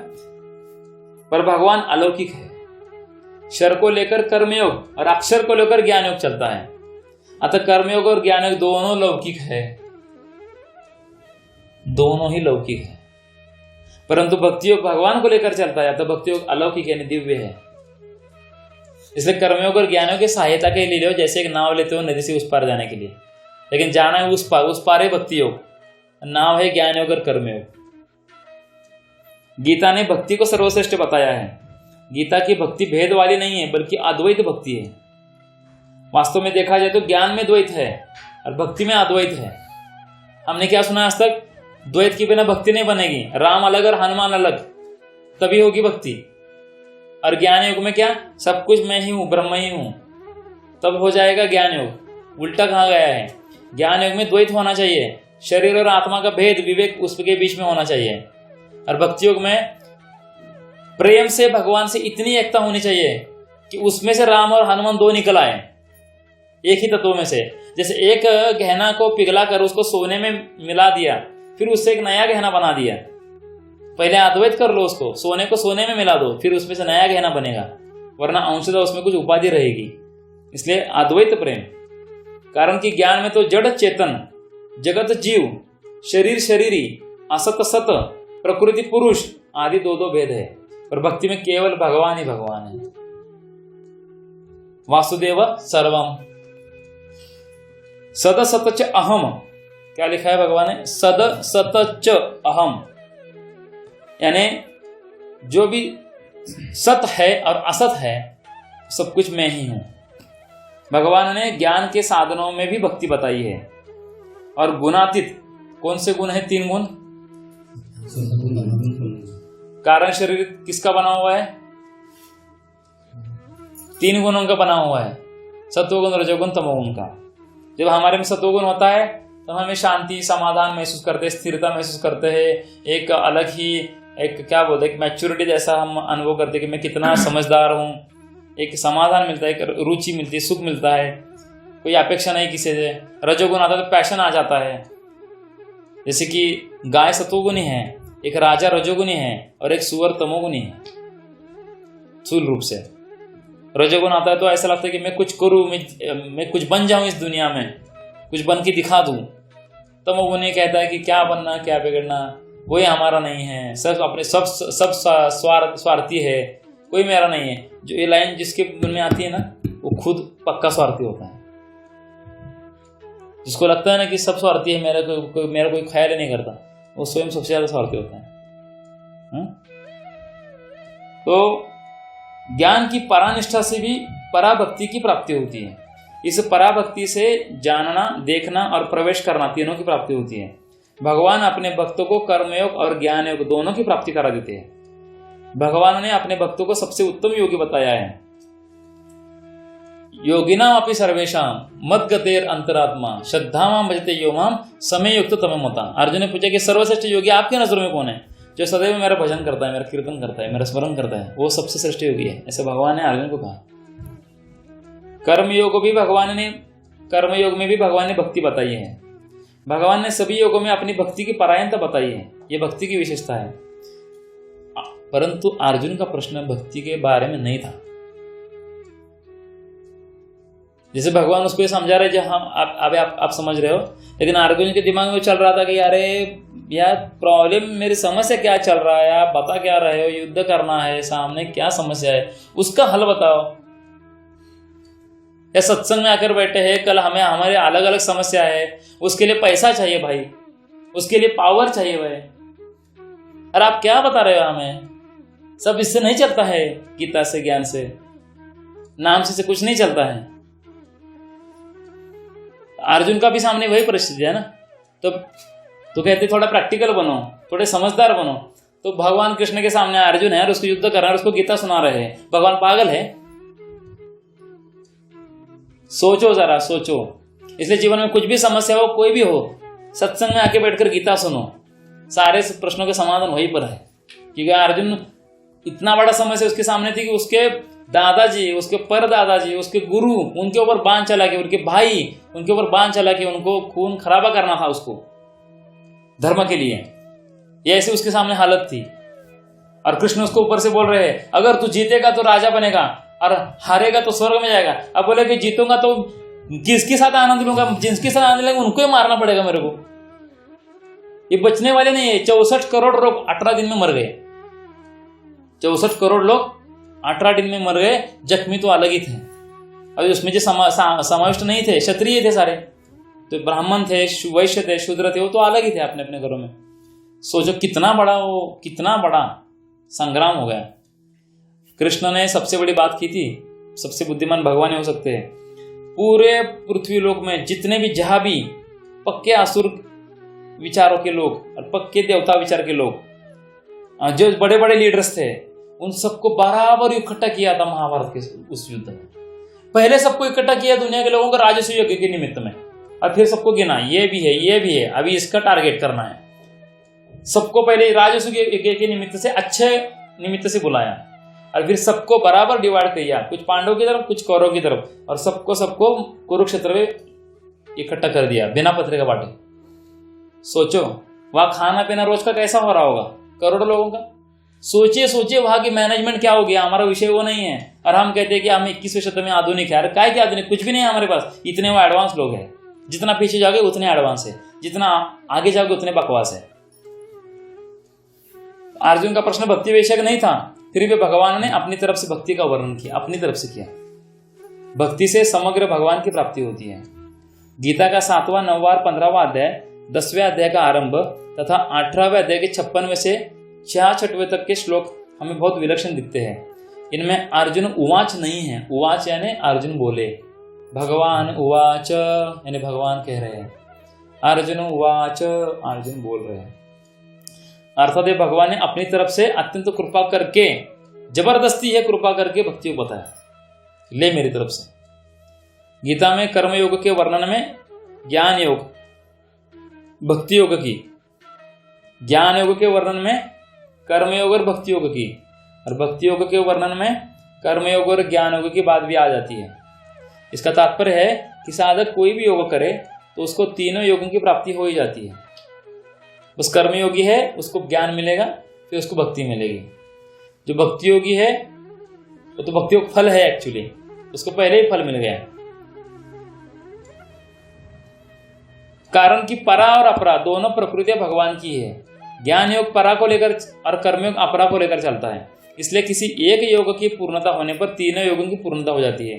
परंतु इसमें एक शर्त यह है, साधक अपने मत का आग्रह ना रखे और दूसरे के मत का खंडन या निंदा ना करे। मैं सही हूं ठीक है, लेकिन दूसरा गलत है, ये खंडन है, ये मत करो। इससे बहुत सारी एनर्जी नष्ट हो जाती है और दोष लगता है। और साथ ही साथ हाँ ठीक है तुम सही हो सकते हो, लेकिन मैं भी सही हूं मेरे मत में, ये इसको कहते हैं मंडन। ये भी मत करो, ये भी मत करो, इसमें भी बहुत सारी एनर्जी खर्च हो जाती है। तो दूसरे का मत का खंडन या निंदा ना करे और दूसरे को मत को छोटा भी ना माने। अपने मत का आग्रह रहने से और दूसरे के मत को छोटा मानकर उसका खंडन या निंदा करने से साधक को मुक्ति यानी तत्व ज्ञान की प्राप्ति तो हो सकती है, और भक्ति यानी परम प्रेम की अर्थात समग्रता की प्राप्ति नहीं हो सकती। अभी स्वामी रामसु जी महाराज कह रहे हैं गीता अभी शुरू नहीं हुई है, शुरू करने की तैयारी चल रही है। जैसे कोई प्रोग्राम करना हो तो पहले हम पंडाल खड़ा करते हैं, फिर कुर्सियां जाके रखते हैं, फिर उनकी व्यवस्था करते हैं। तो आपकी व्यवस्था चल रही है। परिशिष्ट के संबंध में स्वामी जी कह रहे हैं, श्रीमद् भगवद गीता एक ऐसा विलक्षण ग्रंथ है जिसका आज तक ना कोई पार पा सका है, ना कोई पार पाता है, ना कोई पार पा सकेगा, ना पार पा ही सकता है, ऐसा लिखा। गहरे उतर के इसका अध्ययन मनन करने पर नित्य नए नए विलक्षण भाव प्रकट होते रहते हैं। गीता में जितना भाव भरा है उतना बुद्धि में नहीं आता, उतना बुद्धि में घुसता नहीं है। जितना बुद्धि में आता है उतना मन में नहीं आता। समझ रहे बात को? जितना मन में आता है उतना कहने में नहीं आता, और जितना कहने में आता है उतना लिखने में नहीं आता। गीता असीम है पर उसकी टीका सीमित ही होती है। हमारे अंतःकरण में गीता के जो भाव आए थे वे पहले साधक संजीवनी की टीका में लिख दिए गए थे, परंतु उसके बाद भी विचार करने पर भगवत कृपा तथा संत कृपा से गीता के नए नए भाव मेरे हृदय में प्रकट हो गए। उनको अब परिशिष्ट भाव के रूप में साधक संजीवनी की टीका में जोड़ा जा रहा है, मतलब जोड़ दिया गया है। साधक संजीवनी टीका लिखते समय हमारी समझ में निर्गुण की मुख्यता रही कि भगवान निर्गुण निराकार है, पहले सबसे पहले, क्योंकि हमारी पढ़ाई में निर्गुण की मुख्यता रही, सन्यासी थे और विचार भी उसी का किया। परंतु निष्पक्ष होकर साक्षी भाव से जब गहरा विचार करने पर हमें भगवान की सगुण यानी समग्र स्वरूप तथा भक्ति की मुख्यता दिखाई दी। केवल निर्गुण की मुख्यता मानने से सभी बातों का ठीक समाधान कभी नहीं होता, परंतु केवल सगुण की मुख्यता मानने में कोई संदेह भी बाकी नहीं रहता। इसलिए कृष्ण या राम के सीधे भक्त बन जाओ, कोई सवाल मत करो किसी से, पहले उनको मिलो। एक भक्त कहते हैं यहाँ बैठे हुए हैं, कहते एक बार मैं तो भगवान से, मेरे को अभी कोई डाउट ही नहीं है, कहते क्या कहते, मुझे अभी कोई डाउट नहीं है, एक बार भगवान को पहले मिल लो फिर उनको मैं अच्छा हाजिर लूंगा। अच्छा है पहले मैं क्या करूं, भगवान से मिल लूं। पहले टारगेट करके मैं भगवान से मिलना है, संशय बाद में उनको पूछेंगे। वैसे मिलते ही ना वैसे स्माइल देंगे ना आपको भगवान, कोई संशय नहीं रहेगा उनके एक हास्य से ही। आपको पता है कर्ण को पूछा दुर्योधन ने, कर्ण जितना भी आता तो किसी से भी नहीं डरता। कर्ण दुर्योधन के परम मित्र, तो किसी से भी नहीं डरता है, लेकिन हर व्यक्ति किसी न किसी से तो डरता है। बोलता है हाँ मैं डरता हूं। किससे डरता है तू? कर्ण किसी से नहीं डरता। कर्ण कहता है जब कृष्ण स्मित हास्य करते हंसते हैं और मेरी तरफ देखकर, तब मैं बहुत डरता हूं। कृष्ण की हंसी को देखकर मुझे डर लगता है, क्योंकि पता नहीं उनके मन में क्या चल रहा है, वे क्या करेंगे। इसलिए आपके सारे समस्या का समाधान जब कृष्ण सामने खड़े होंगे और आप प्रश्न पूछने से पहले जब हंसेंगे तो आप पिघलेंगे, और पिघलेंगे तो आपके सारे संशय भी पिघलेंगे। तो कह रहे समग्र में सगुण में ही है समग्रता, निर्गुण में नहीं है। भगवान ने भी सगुण को ही समग्र कहा है। असंशयम समग्रम माम, क्या कहा उन्होंने? असंशयम समग्रम माम।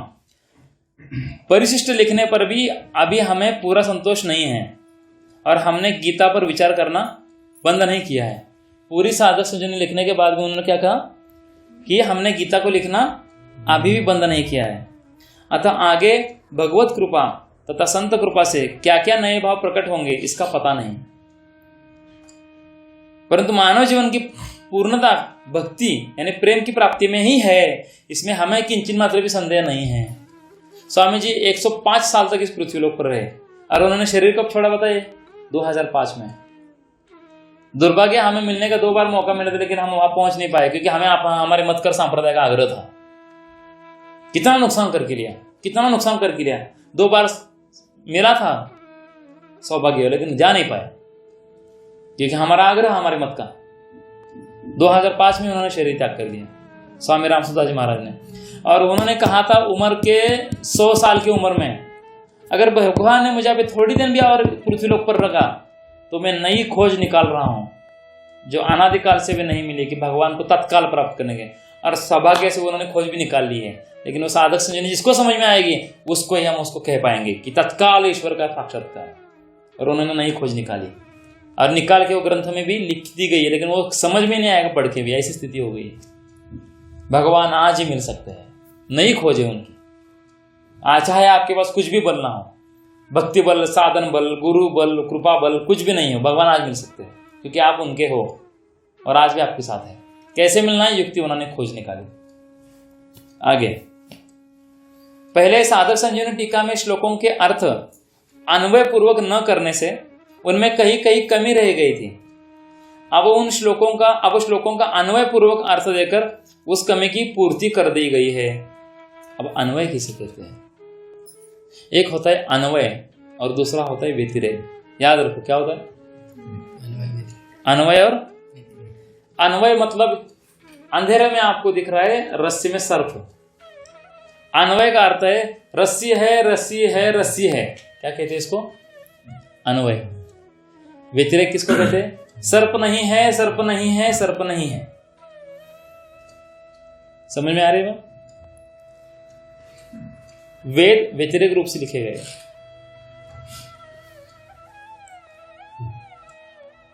भागवतम में अन्वय आता है, परंतु मानव जीवन की पूर्णता भक्ति में ही है। तो हम कह रहे हैं कि अन्वय पूर्वक न करने से उनमें कहीं कहीं कमी रह गई थी। अब श्लोकों का अन्वय पूर्वक अर्थ देकर उस कमी की पूर्ति कर दी गई। बताएं मतलब क्या है? भगवत प्राप्ति करनी है, भगवत प्राप्ति करनी है, भगवत प्राप्ति करनी है। ऐसे गीता में टीका में आपको 1000 बार शब्द मिलेगा। उन्होंने अन्वय से शब्द बदलकर इसमें डाल दिया, वो भी भगवान से कंसर्न करके सामने बैठ के। फिर उन्होंने इस पूरे साधक संजीवनी में इसमें शब्द कितने पेजेस आते हैं? 1296 इतने पेजेस है, लगभग 1300 पेजेस है। उसमें 1,00,000 बार एक शब्द जरूर आया है, नित्य प्राप्त परमात्म तत्व, नित्य प्राप्त परमात्म तत्व, नित्य प्राप्त परमात्म तत्व। नित्य प्राप्त है भगवान आपको, और संसार आपको नित्य अप्राप्त है। अन्वय भगवान को प्राप्त करना नहीं, भगवान नित्य प्राप्त है, नित्य प्राप्त है। आप बोलोगे मुझे तुम्हें प्राप्त करना है, तो फिर बोलेंगे ये था हम प्रपद्यन्ते, तेरा जैसा भाव वैसा मैं, ठीक है। भगवान आप मुझे नित्य प्राप्त हो, तो भगवान बोलेंगे बिल्कुल सही, ठीक है, तथास्तु। भगवान मुझे कभी ना कभी मिलेंगे, तथास्तु। भगवान मुझे अभी मिलेंगे, तथास्तु। तो आज हमें तड़प होनी चाहिए कि क्यों तथास्तु तो करे बैठे हैं, तो अभी मिलने चाहिए, ये भी भाव हमारे अंदर नहीं आ रहा है। ऐसा विचार आना चाहिए कि क्यों नहीं आ रहा है। संसार को छोड़ना नहीं चाहते। अन्वय अर्थ में कई अर्थ को लेकर और कई वाक्य की सुंदरता को लेकर विशेष विचार पूर्वक परिवर्तन किया गया है। पाठकों को पहले की और बाद की यानी परिशिष्ट की व्याख्या में कोई अंतर दिखे तो उनको बाद की व्याख्या का भाव ही ग्रहण करना चाहिए। यह सिद्धांत है कि पहले की अपेक्षा बाद में लिखे हुए विषय का अधिक महत्व होता है। इसमें इस बात का विशेष ध्यान रखा गया है कि साधकों का किसी भी प्रकार से अहित ना हो, कारण यह टीका मुख्य रूप से साधकों के हित की दृष्टि से लिखी गई है, विद्वत्ता की दृष्टि से नहीं लिखी है।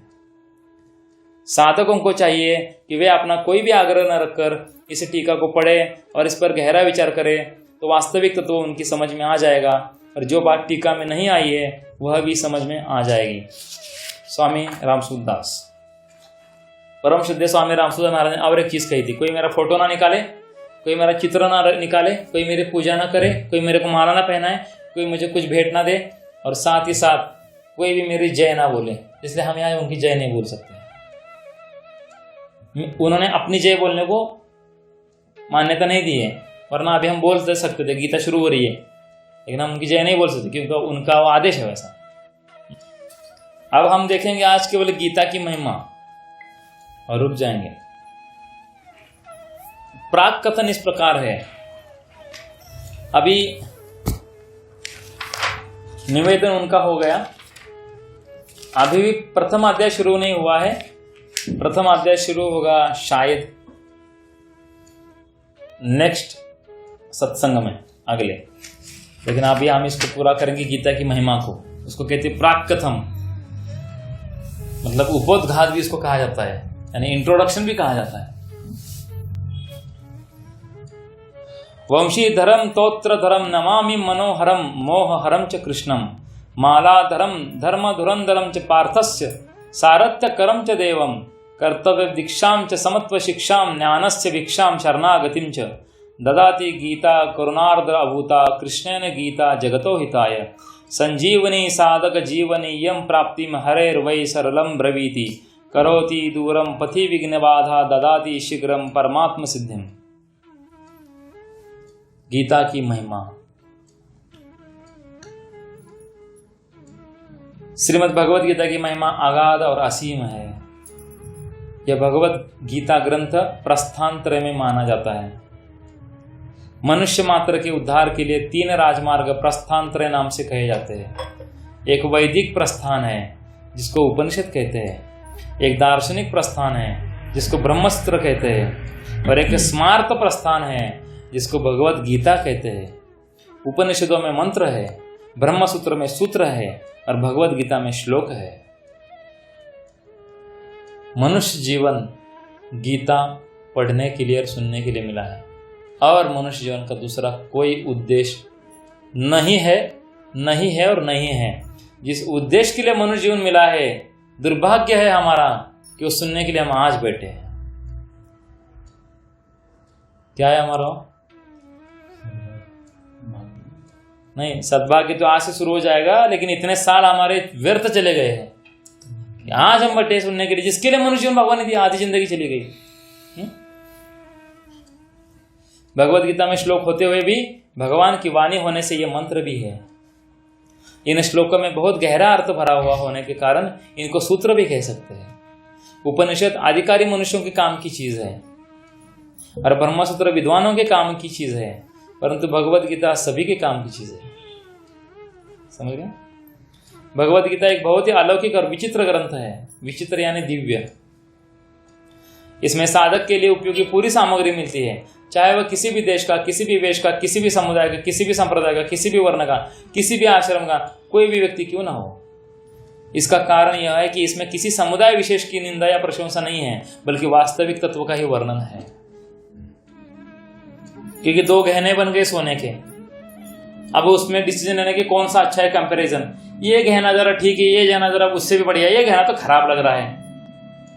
विद्वान कहेगा सब सोना है इधर लाओ, विद्वान कहेगा सब कुछ क्या है, सोना है इधर लाओ। आप करो झगड़े, ये गहना अच्छा है, ये गहना खराब है। ये है मूर्खता।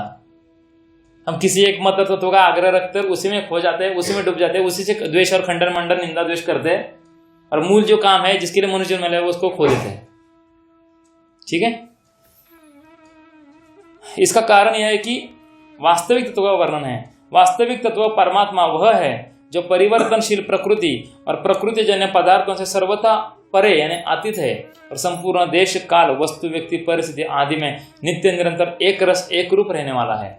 जो मनुष्य जहाँ है, जो मनुष्य जहाँ, आप सब कहा हुआ भी यहाँ बैठो, जो मनुष्य जहाँ है जैसा है, जो मनुष्य जहाँ है जैसा है वास्तविक तत्व वहाँ वैसा ही पूर्ण रूप से उसके साथ विद्यमान है। हमने चार्ट देखा था त्रिपुटी में परसों पिछले सत्संग को, इसलिए मैं कह रहा हूं ये यहां पे कह रहे स्वामी जी, जो मनुष्य जहां है जैसा है वास्तविक तत्व इसी समय उसके साथ पूर्ण रूप से विद्यमान है, परंतु परिवर्तनशील प्रकृति जन्य वस्तु व्यक्तियों में राग द्वेष के कारण उसका अनुभव नहीं होता। सर्वथा राग द्वेष रहित होने पर उसका स्वतः अनुभव हो जाता है। आप राग द्वेष समझ गए किसे कहते हैं? समझ गए ना? भगवत गीता का उपदेश महान अलौकिक है। इस पर कई टीकाएं हो गई और कई टीकाएं होती ही चली जा रही है, फिर भी संत महात्माओं विद्वानों के मन में गीता के नए नए भाव प्रकट ही होते रहते हैं। इस गंभीर ग्रंथ पर कितना ही विचार किया जाए तो भी इसका कोई पार नहीं पा सकता। इसमें जैसे जैसे गहरे उतरते जाते हैं वैसे ही इसमें से गहरी बातें मिलती चली जाती है। जब एक अच्छे विद्वान पुरुष के भावों का भी जल्दी अंत नहीं आता, फिर जिनका नाम रूप आदि अनंत है, ऐसे भगवान के द्वारा ही कहे हुए वचनों में भरे हुए भावों का अंत आ ही कैसे सकता है। इस छोटे से ग्रंथ में इतनी विलक्षणता है कि अपना वास्तविक कल्याण चाहने वाला किसी भी वर्ण आश्रम देश संप्रदाय मत आदि का कोई भी मनुष्य क्यों ना हो, इस ग्रंथ को पढ़ते ही इसमें आकृष्ट हो जाता है। अगर मनुष्य इस ग्रंथ का थोड़ा सा भी पठन पाठन करे तो उसको अपने उद्धार के लिए बहुत ही संतोषजनक उपाय मिलते हैं। हर एक दर्शन के अलग अलग अधिकारी होते हैं, पर गीता की यह विलक्षणता है कि अपना उद्धार चाहने वाले सबके सब इसके अधिकारी है। भगवत गीता में साधनों का वर्णन करने में, विस्तार पूर्वक समझाने में, एक एक साधन को कई बार कहने में संकोच नहीं किया गया है, फिर भी ग्रंथ का कलेवर नहीं बढ़ा है। ऐसा संक्षेप में विस्तार पूर्वक यथार्थ और पूरी बात बताने वाला दूसरा कोई ग्रंथ नहीं दिखता विश्व में। और आपको एक बात ध्यान में आ गई आगे की बात करने से पहले, साधक संजीवनी भगवद गीता का एक विशेष कृपा प्रसाद ऐसा है, जब इस ग्रंथ आप अपने घर में रखो, जब भी आपको कोई प्रश्न हो इस ग्रंथ पर हाथ रखो और इसको खोल दो, जो भी पन्ना निकलेगा आपके प्रश्न का ही उत्तर देने वाला निकलेगा और आपका समाधान भी हो जाएगा। अब हम तो पूरे ही पन्ने खोल के बैठे हैं, पूरा ही समाधान करना है अपने को। चाणक्य पंडित को पूछा है कि सबसे बड़ी नशा कौन सी है और असली नशा? बोले भक्ति। अच्छा है ना, जिसको नशा होती है वो सोचता है कि कभी उतरे ना, तो नशा ही करनी तो किसकी करो? भक्ति की करो। और सबसे बड़ा लोभ कौन सा है? सबसे बड़ा लोभी कौन है? बोले भगवान के ज्ञान का, और उसी में संतुष्टि मिलती है। एक ही ऐसा है लोभ जिसमें संतुष्टि मिलती है, बाहर के लोभ में संतुष्टि नहीं मिलती है। और एक ही ऐसे नशा है जिसमें कल्याण होता है, सर्वनाश नहीं होता। तो ऐसा संक्षेप में दूसरा कोई ग्रंथ नहीं दिखता। अपने कल्याण की उत्कट अभिलाषा वाला मनुष्य हर एक परिस्थिति में परमात्मा तत्व यानी भगवान को प्राप्त कर सकता है। अरे युद्ध जैसी घोर परिस्थिति में भी अपना कल्याण कर सकता है। अर्जुन ने किया ना, 40 मिनट में गीता बता दी, कितने समय में हो गए? अर्जुन को समझ भी गए, मोह भी नष्ट हो गया, मोह माया ममता छूट भी गई, भगवान का साक्षात्कार भी हो गया, युद्ध भी किया, घर बार परिवार भी चलाया, भक्ति भी की, सब तो मिल गया, राज्याभिषेक भी हो गया। क्या कम रहा? क्या छोड़ा? मोह छोड़ा। क्या पकड़ा? भगवान पकड़ा। समझ में?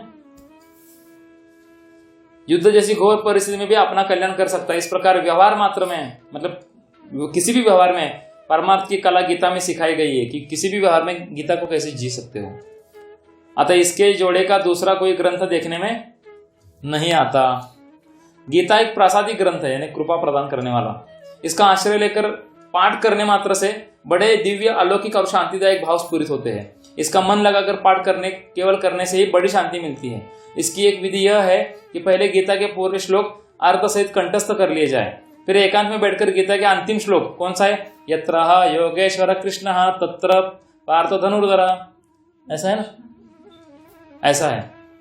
तो जो भी अंतिम श्लोक है वहां से शुरुआत करके यहां से लेकर गीता के पहले श्लोक, धर्म क्षेत्रे कुरुक्षेत्रे समवेता युयुत्सवा मामका पांडवाश्चैव किमा कुर्वत संजय, ये पहला श्लोक है। यहां तक बिना पुस्तक के उल्टा पाठ किया जाए, मतलब केवल श्लोकों का, तो बहुत बड़ी शांति मिलती है।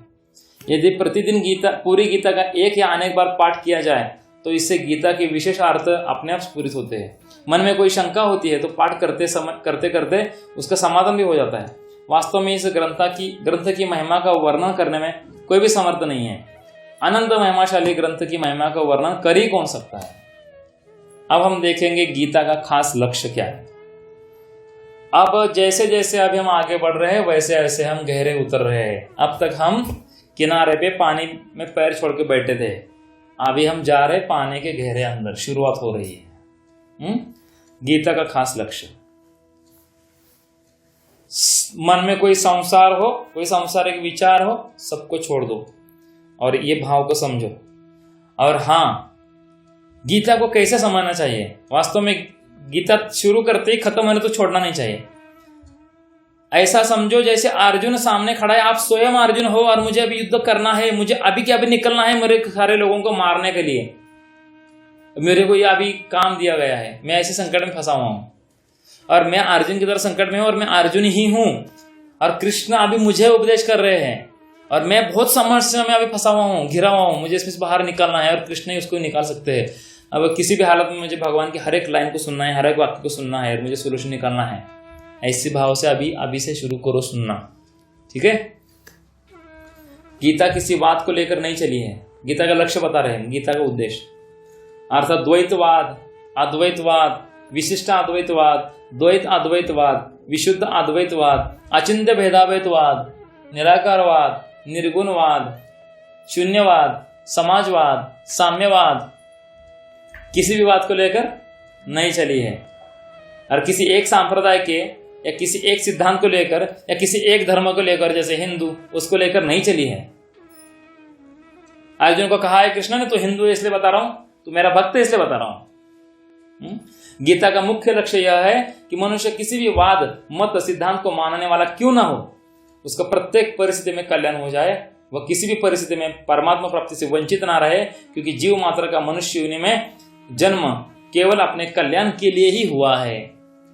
संसार में ऐसी कोई भी परिस्थिति नहीं है जिसमें मनुष्य का कल्याण नहीं हो सकता। अभी यहां बैठे बैठे हो सकता है, कारण कि परमात्मा तत्व प्रत्येक परिस्थिति में समान रूप से विद्यमान है। अतः साधक के सामने कोई भी और कैसी भी परिस्थिति आ जाए, उसका केवल सदुपयोग करना है। सदुपयोग करने का अर्थ क्या है? सद यानी भगवान। सदुपयोग करने का अर्थ है दुखदायी परिस्थिति आने पर सुख की इच्छा का ही त्याग करना। फिर के सुखी नहीं होना। आपको एक अंदर की बात बता दो, स्वामी जी ने लिखी है इसमें, जो वस्तु आपको चाहिए उस वस्तु की इच्छा को ही आप पूरा समूल से हृदय में से निकाल देते हो, उसका अस्तित्व मिटा देते हो, वस्तु सामने आपके हाजिर हो जाती है आपकी सेवा में। और उस वस्तु की इच्छा करते हो तो उसको प्राप्ति के लिए प्रयास करना पड़ता है, कर्म करना पड़ता है, कष्ट उठाना पड़ता है, साथ में प्रारब्ध होना चाहिए, भगवान की इच्छा होनी चाहिए, तब जाके वस्तु मिलेगी ना मिलेगी वो हमारे हाथ में नहीं है। लेकिन वस्तु की जो इच्छा है, उस वस्तु की इच्छा को समूल से हृदय में से निकाल के हटा दो, उसका अस्तित्व मिटा दो, वस्तु सामने हाजिर। ये टॉप सीक्रेट है।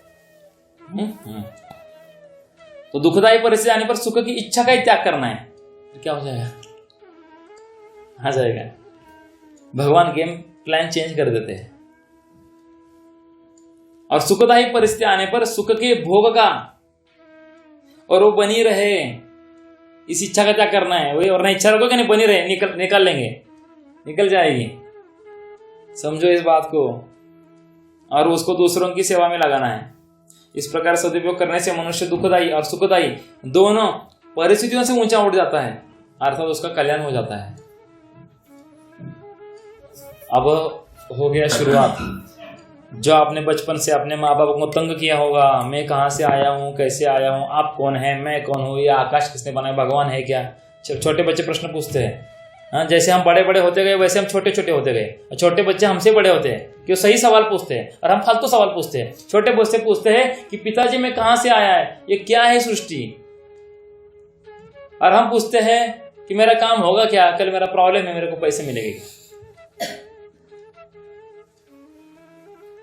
छोटे बच्चों को विश्वास होता है कि मेरा बाप संभाल लेगा, बच्चा बड़ा हो जाता है तो उसमें अहंकार आ जाता है कि अब कौन सा बाप, मुझे सब देखना पड़ेगा। तो जब महान पिता बैठा है उसकी तरफ हमारा ध्यान नहीं रहता।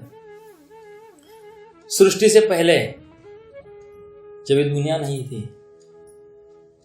कुछ भी नहीं था, कुछ भी नहीं था। सोचो कहां से आए आप? कुछ भी नहीं था, तब एक परमात्मा ही था। परमात्मा में संकल्प हुआ कि मैं एक ही अनेक हो जाऊं। इसलिए क्या पड़ी है? अचानक क्या है नया आ गया मन में? परमात्मा तत्व का दूसरा नाम है प्रेम तत्व। क्या नाम है? जो बहुत पैसे का लोभी वही होता है जिसके पास बहुत पैसा होता है। ध्यान से समझो, जिसके पास बहुत पैसा होता है वही पैसे का लोभी होता है, सबसे ज्यादा हिसाब रखता है। इसका मतलब उसके पास धन की कमी है क्या? भगवान के पास प्रेम ठूस ठूस के भरा है। कैसा भरा है प्रेम? इसलिए वो प्रेम की लोभी है, उसको बढ़ाना चाहते हैं, इसलिए वो एक के अनेक हो जाओ ऐसा उनमें संकल्प हुआ। मूल बात बता रहा हूं। बिग बैंग थियरी हुई, डार्विन आ गया, फिर एक अमीबा आ गया, फिर एक पहले निर्जीव में सजीव आ गया, फिर बंदर आ गए, फिर हम बंदर से आ गए। ऐसा कुछ नहीं है। डार्विन का क्या बोलते, दादाजी परदादाजी बंदर थे, हमारे परदादा दादाजी भगवान कृष्ण है, भगवान राम। क्योंकि डार्विन ने खुद ही यूनिवर्सिटी में वहां पे हार्वर्ड और ऑक्सफोर्ड में लेटर भेजा था अपनी तरफ से, my theory is bogus theory, don't teach anybody. उसका खुद का स्टेटमेंट है।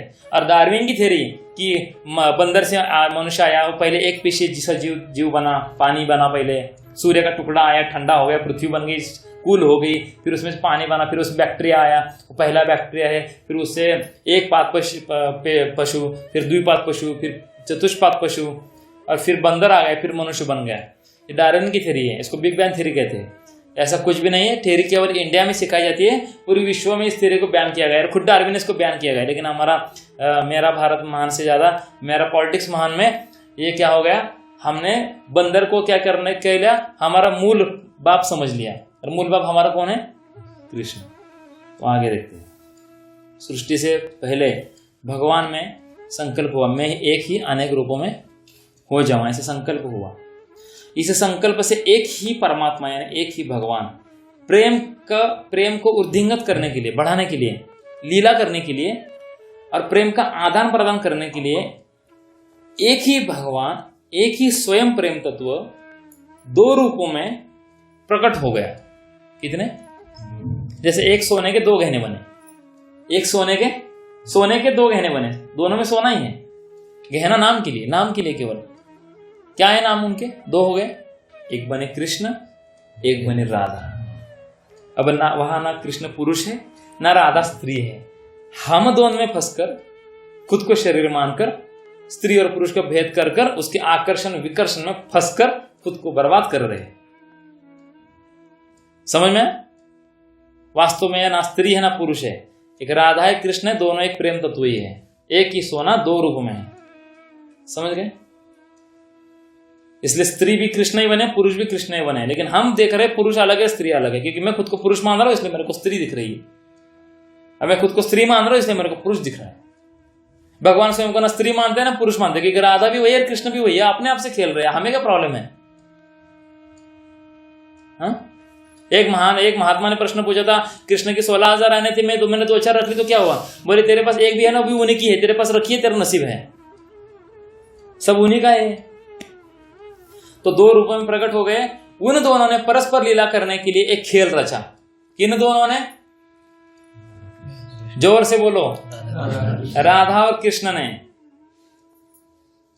क्योंकि हम यहां महाराष्ट्र में बैठे हुए लोग हैं, बोलेंगे जय शिवाजी, और कोई वहां राजस्थान में बैठा है बोलते जय महाराणा प्रताप। अरे शिवाजी भी हो और महाराणा प्रताप हो, दोनों ही भगवान के अंश रूप है, कुछ कार्य करने के लिए उन्होंने निमित्त बनाया है। मूल में तो जय राधा जी, जय श्री जी और जय कृष्णा जी, ये मूल है हमारे। यहां आके हमें रुकना है, सारे उपाधि से मुक्त हो जाओ। उन दोनों ने परस्पर लीला करने के लिए एक खेल रचा, राधा और कृष्ण ने। उस खेल के लिए प्रभु के संकल्प से अनंत जीवों की, जो कि अनादिकाल से थे, यानी हम सब, और खेल के पदार्थों की, खेल के लिए वस्तु चाहिए ना, खेल की खिलौने चाहिए, यानी क्या, शरीर, मन, बुद्धि, चित्त, अहंकार, ये शरीर के हैं, इनकी क्या हुई, सृष्टि हो गई। पहले तो एक परमात्मा दो हो गए, राधा कृष्ण, उन दोनों ने खेल रचा। खेल खेलने के लिए और भी चाहिए ना प्लेयर्स, तो अनादिकाल से पहले ही हम थे। मतलब कहाँ थे, अरे जैसे कपड़े के अंदर सूत होता है, धागा होता है, और धागा होता है रुई का यानी कॉटन का, तो पूरा का पूरा कॉटन ही कॉटन है। कॉटन यानी जीव और कपड़ा यानी कृष्ण, समझो पूरा।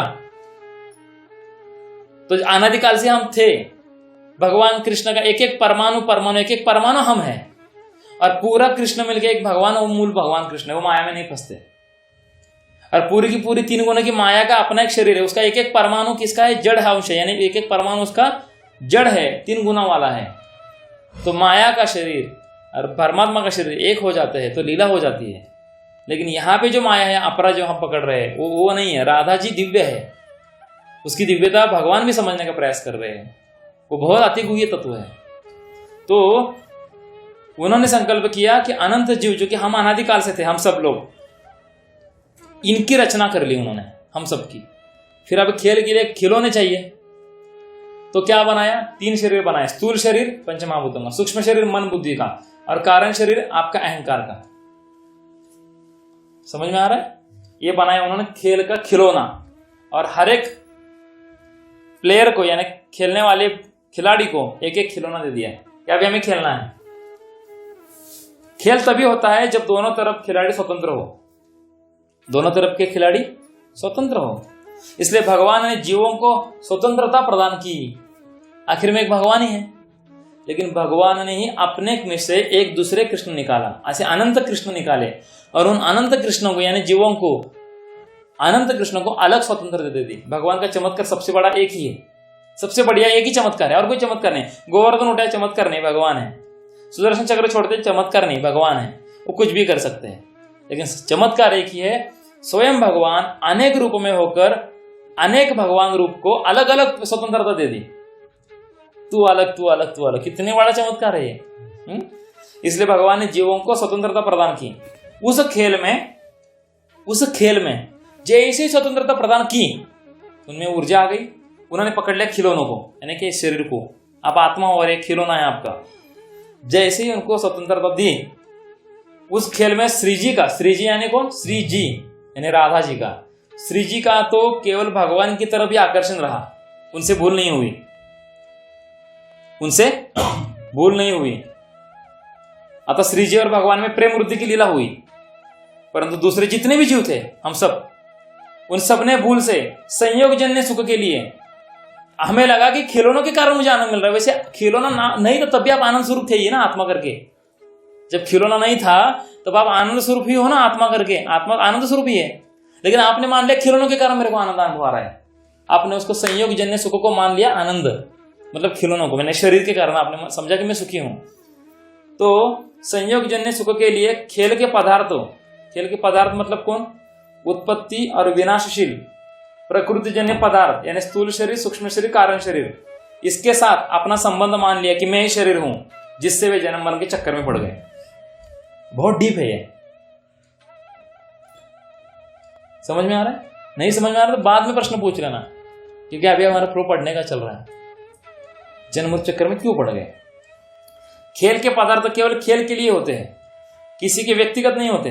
परंतु वे जीव खेल खेलना तो भूल गए और मिली हुई स्वतंत्रता का दुरुपयोग करके खेल के पदार्थों को, अर्थात शरीर आदि को, यानी मन को, बुद्धि को, चित्त को, अहंकार को, इंद्रियों को, शरीर को व्यक्तिगत मानने लग गए। इसलिए वे उन पदार्थों में फंस गए और भगवान से सर्वथा विमुख हो गए। विमुख मतलब दूर नहीं चले गए।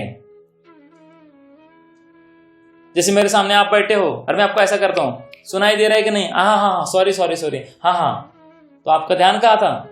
हाँ, मेरा ध्यान जरा मेरे घर में था। हाँ, आपने बोला, अभी मेरा ध्यान आपकी तरफ आ गया। मतलब आप मुझसे 2 मिनट के लिए क्या हुए थे? विमुख हुए थे। इसका मतलब दूर चले गए थे क्या? सामने ही बैठे हो लेकिन विमुख हो गए। वैसे बराबर भगवान आपके साथ है, लेकिन आप उनसे विमुख हो। तो ऐसे उन्होंने कहा है कि इसलिए वे उन पदार्थों में फंस गए और भगवान से सर्वदा क्या हो गए? विमुख हो गए। अब अगर वे जीव यानी हम, अब अगर वे जीव शरीर इत्यादि उत्पत्ति विनाशशील पदार्थों से विमुख होकर भगवान के सम्मुख हो जाए तो वे जन्म मरण रूप महान दुख से सदा के लिए छूट जाए। अतः जीव संसार से विमुख होकर भगवान के सम्मुख हो जाए और भगवान के साथ अपने नित्य योग अर्थात नित्य संबंध को पहचान ले, इसी के लिए भगवत गीता का अवतार हुआ है। हरिओम तत्सत। आज यहीं पे समाप्त आज का सेशन, क्रमशः अगले सत्संग में भगवान करे हम ये अखंड रूप से पूरी गीता को आपकी सेवा में वक्ता के रूप में कहते चले जाए। और दूसरी भगवान से प्रार्थना है, वैसे कोई इच्छा नहीं करनी है, उनकी इच्छा से होगा कि जितने भी श्रोता सुन रहे हैं उसमें से एक भी श्रोता अपने किसी सांसारिक कारण को ना दिखाते हुए, उसको ज़्यादा महत्व ना देते हुए इस अगले अखंड जो सेशन होंगे उसको सुनता चला जाए। धन्यवाद।